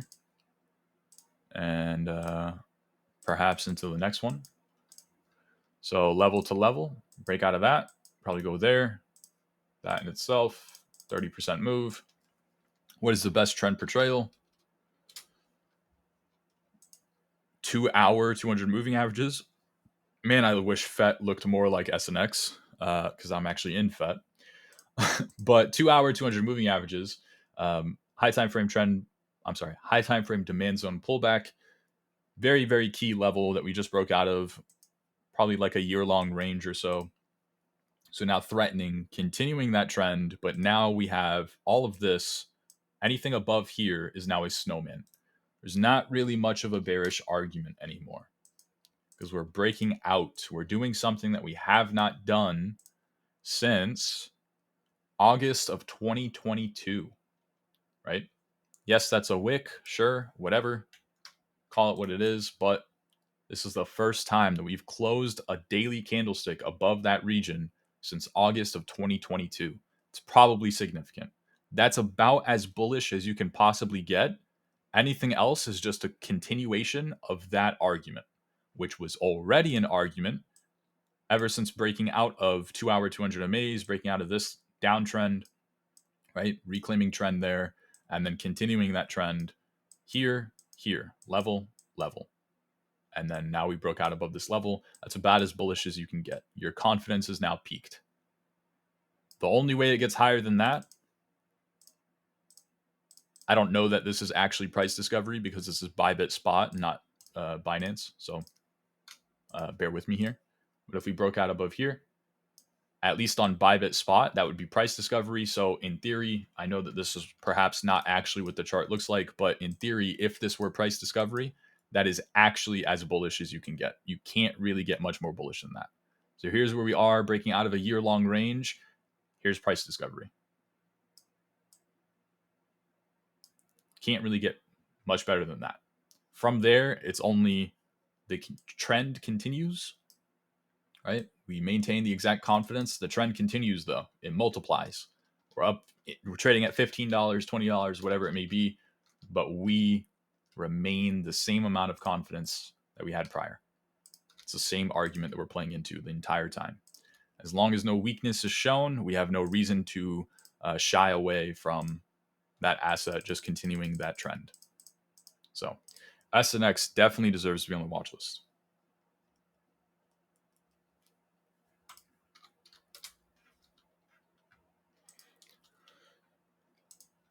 That looks pretty strong, but it looks fairly illiquid. Uni, that move is pretty crazy. Probably not going to actually realistically trade that at this point. Blur. So we called this out a couple weeks ago. Actually, I just put this on my watch list, I believe, right before this move.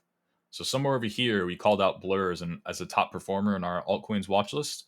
We said hourly 200 moving averages, local trend. And then right there, after that wick occurred, they tested them. I did not catch that move. We then continued the trend into that level. Great. From there, we lost weakness, or we lost strength. We showed weakness, and we made our first snowball in this entire rally of weakness.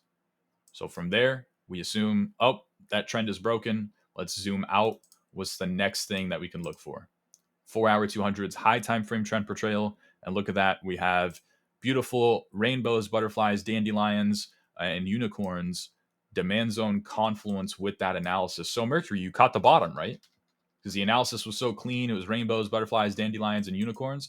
No, I didn't have any bids set, truthfully.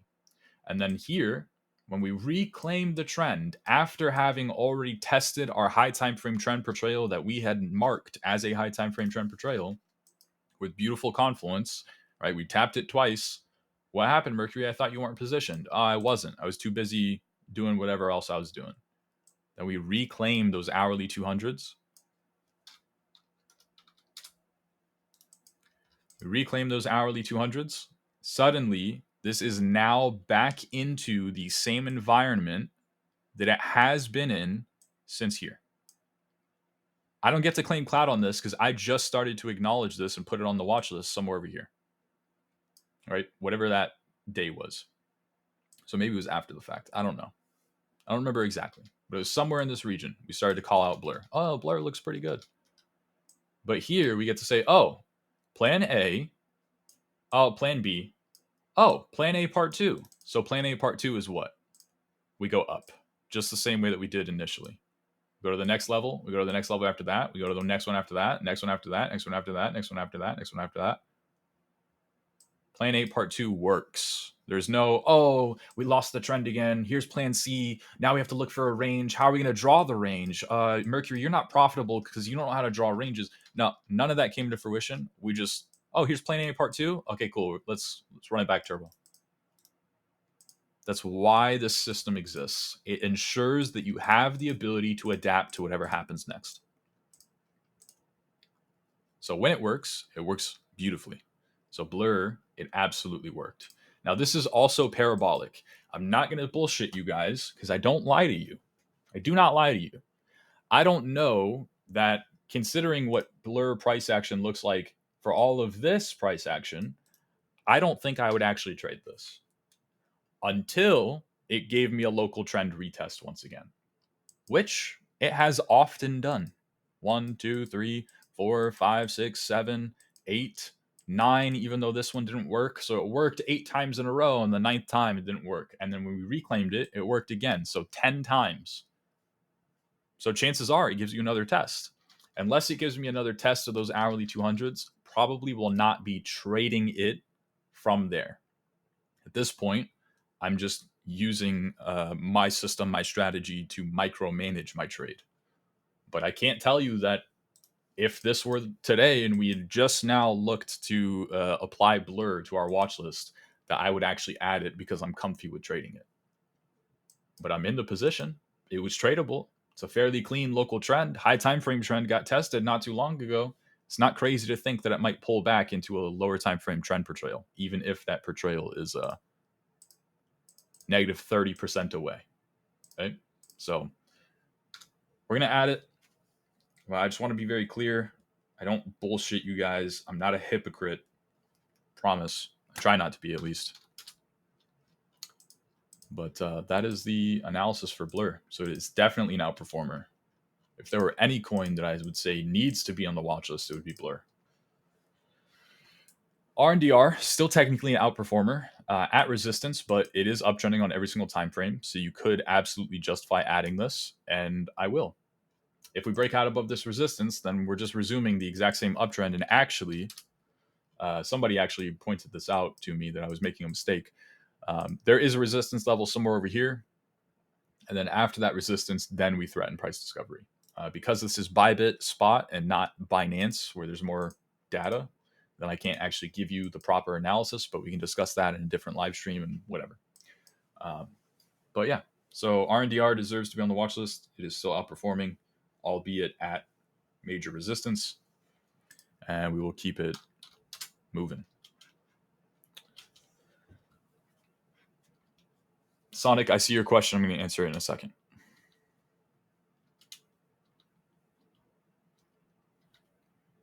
I'm going to run through this watch list first. So, like, again, if you're comfy with trading this kind of stuff, and how do we tell that something's illiquid? You can usually just tell. I'll get into that in a second, but Aave looks pretty decent. So the interesting thing for Aave, or Aave, however you want to say it, is 200 dailies, I believe, do portray a very clean high time frame trend. Now, again, this stops here on Bybit, but if this were Binance, it would continue. It would continue further and further back, and you would see that these 200 dailies are very, very, very key for Aave. So if we get above this resistance level, that means that we are changing the context on every single time frame. So that means that currently, what is the contextual analysis for Aave? When you zoom out to the highest of time frames, what is the argument? We're still trading in a 1.5 year long range. When you zoom in to a time frame than that, we're portraying this idea that maybe we break out above the range and we're uptrending. You zoom in lower than that, we're uptrending. You zoom in lower than that, right? Reclaim that trend so it looks like this. Here's price action. We're uptrending. On every time frame, we are uptrending except for this one, the past 16 months or whatever, 18 months, where we are now, we are still going sideways. If that changes, suddenly a move from level to level becomes fairly probable, or at least we would perceive it to be so, and now we threaten an additional 50% move. Right? We get above that one, we go for the next, and go for the next, and go for the next, and so on and so forth. So we've already reclaimed the 200 dailies, so we've already broken out of that very key trend. Now all we need to do is shift that context as well, and suddenly this is a top performing coin. Similar to Link, similar to Solana, when it was breaking out of those high time frame ranges. Same gist. So perhaps Aave gets added, but also as a honorable mention.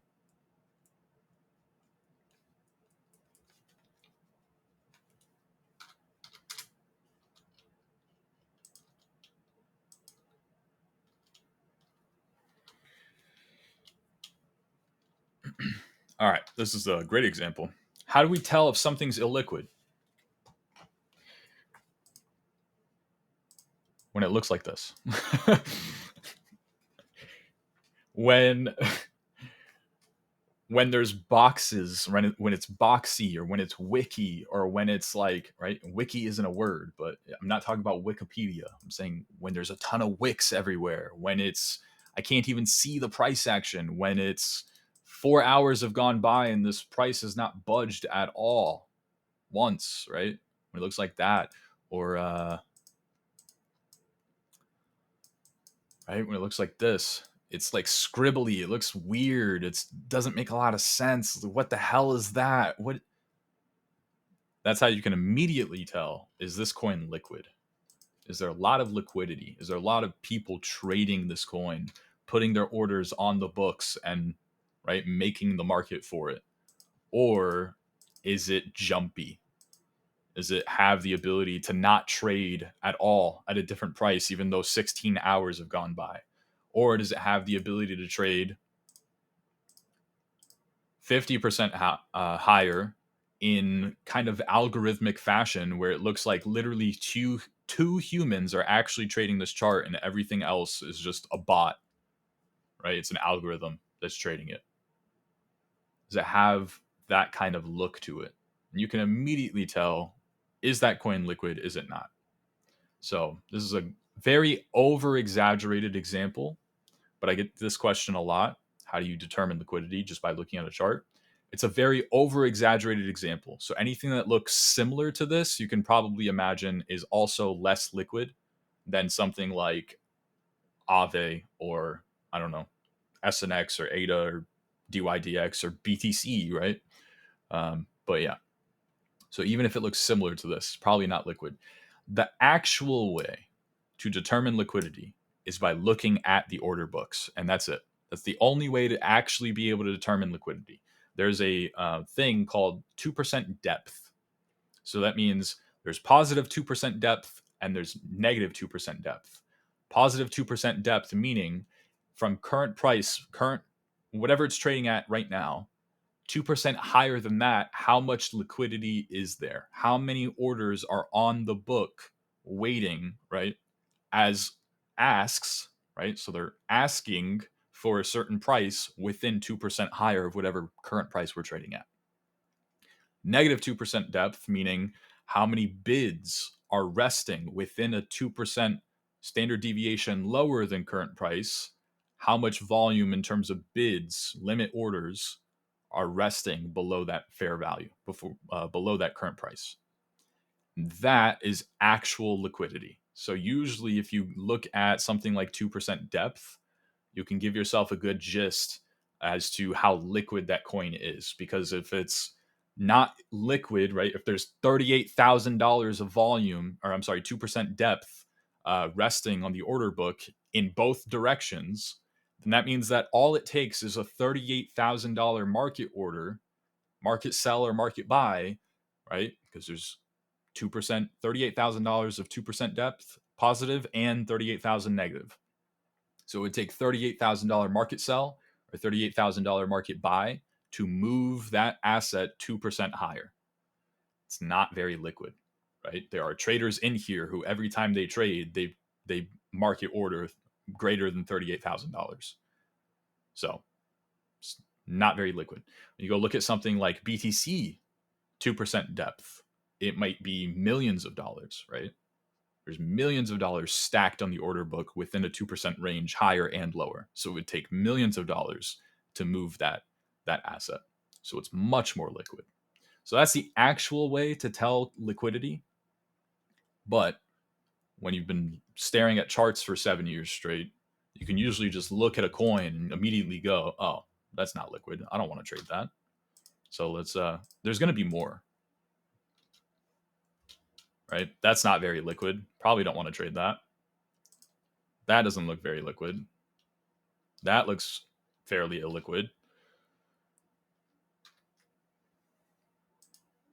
That looks very illiquid.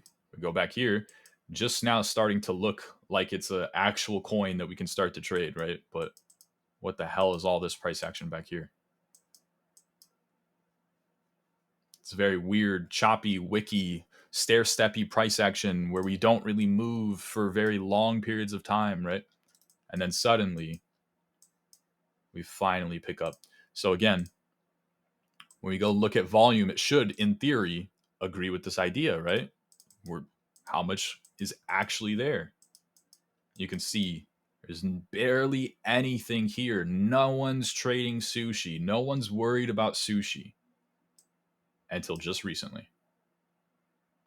So because it was so illiquid, this amount of volume kicked in, right? So look at this.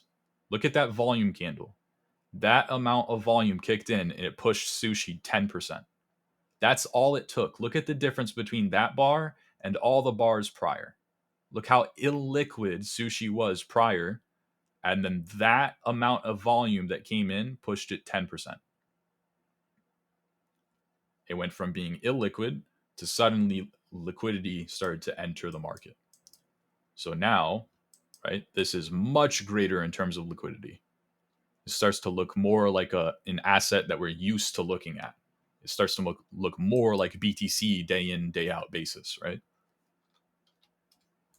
Didn't have to do the technicals. What is the 2% depth? We just kind of had to use our brains a little bit. So very illiquid, similar to sushi, just started to pick up in liquidity, probably somewhere over here. Also very parabolic, algorithmic, kind of stair-steppy price action, so not too interested. Never heard of CTC before. Should probably just wipe it off the watch list, to be honest.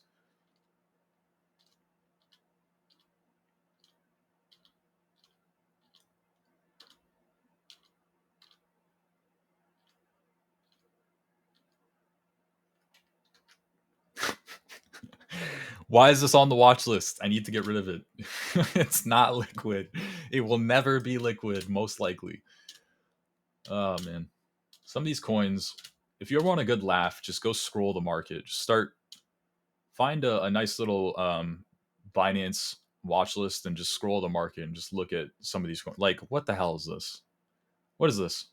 This is Apex, by the way. This is Bybit's Dex coin. This is not liquid at all. Nobody's trading this. There's all of 2 humans actually trading Apex. That's why a lot of these coins are not even I'm not even spending the time of day on them. They don't even get not even 4 seconds of my attention. This is parabolic, also fairly liquid.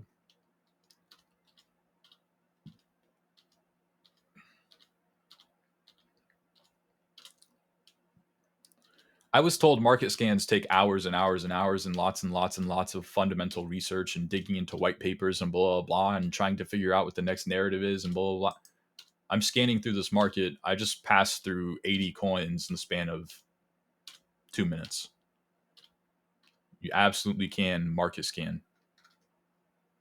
Oh, it's ETH BTC. What was this? SSV. Oh, and that's BTC. All right, so we're back where we started. So that means that our little watch list for this week is ADA, which is an honorable mention. So I'll do the actual coins: Link, INJ, DYDX, Rune, SNX, Blur, RNDR. Does that sound familiar? It should, because a lot of those coins are also coins from the previous weeks as well, which is good. You want to see that. You want to see, hey, what are next week's outperformers? Probably the same coins that are outperformed this week, which we also said would outperform last week, which we also said would outperform the week prior to that, and you get the point. Honorable mentions: ADA, Doge, Aave. Did I cover Sol? For whatever reason, Sol did not make it to my little watch list this week. Let's see why that is. Did I just miss out on it? Well, doesn't really look anything too crazy. It doesn't really threaten actually, it doesn't threaten. It threatens the idea of continuation if it can get above this region.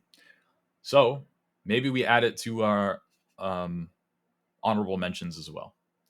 As it stands, though, Solana looks relatively weaker than a lot of these other coins, right? What looks stronger to you, Blur or Solana?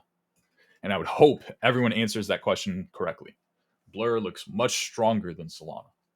So Solana threatens the idea of continuation if it can do something. And that something is reclaim hourly 200s. So if we do that, then yes, Solana deserves to be on the watch list. For that reason, I'll add it as an honorable mention. In the meantime, it is actually relatively weaker because this is still, in my eyes at least, this is still a bearish retest.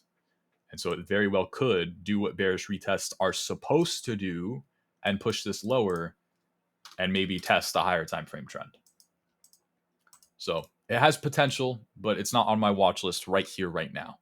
All it needs, though, is 1, 2, 3% higher than here, and suddenly it has potential to continue ripping as it did previously last week, right? A week ago. So we can add it for that reason alone. So now we have Solana added to our little stars watch list. I'll write that down. All right. Anything else that you guys want me to take a look at? Harry says, I have to go, unfortunately. If you can, cover SNX. Well, good for you, Harry. We found it in our altcoin scan. So we already covered it because it is a top performer. Anything else that you guys think I might have missed or want me to take a deeper look at, please feel free. Because there was a time several months ago where Investidor came in and said, Merc, I think you missed CAS, this coin CASPA. KAS. Can you look that up, please? It looks pretty good to me. And it was trading at 4 cents at the time. And I believe, you can look at that. It's in price discovery, 14 cents. So I can't trade this because it's mostly liquid on MEXC, it looks like. I don't think the Bybit pairs is getting a lot of volume. Actually, I need to add this to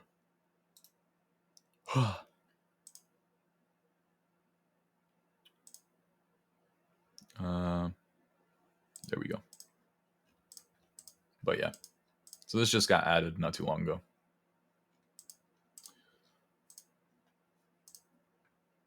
Nothing else you guys want me to take a look at? All right. Well, that's about it for today's stream. So I thank you guys for joining and tuning in with me. I hope that I provided value to you today. And you want me to take a look at Bonk? Yeah, on-chain degeneracy play, higher beta play to Solana. So just look for some trend portrayals and try and milk as much as you can from that, I would say. But yeah, thank you guys so much for tuning into the stream. I hope that you're getting value from these things, and I hope that you're getting value from being in this Discord, just in general. So that is always my hope, 100% of the time.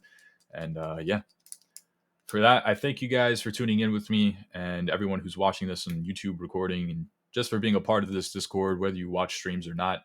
I do thank you for being a part and contributing, doing your part, and allowing me to do what I do best, which is trade markets. So thank you for that. Have a great weekend, everybody. Enjoy your weekend, and I will talk to you again on Monday. Peace, everyone.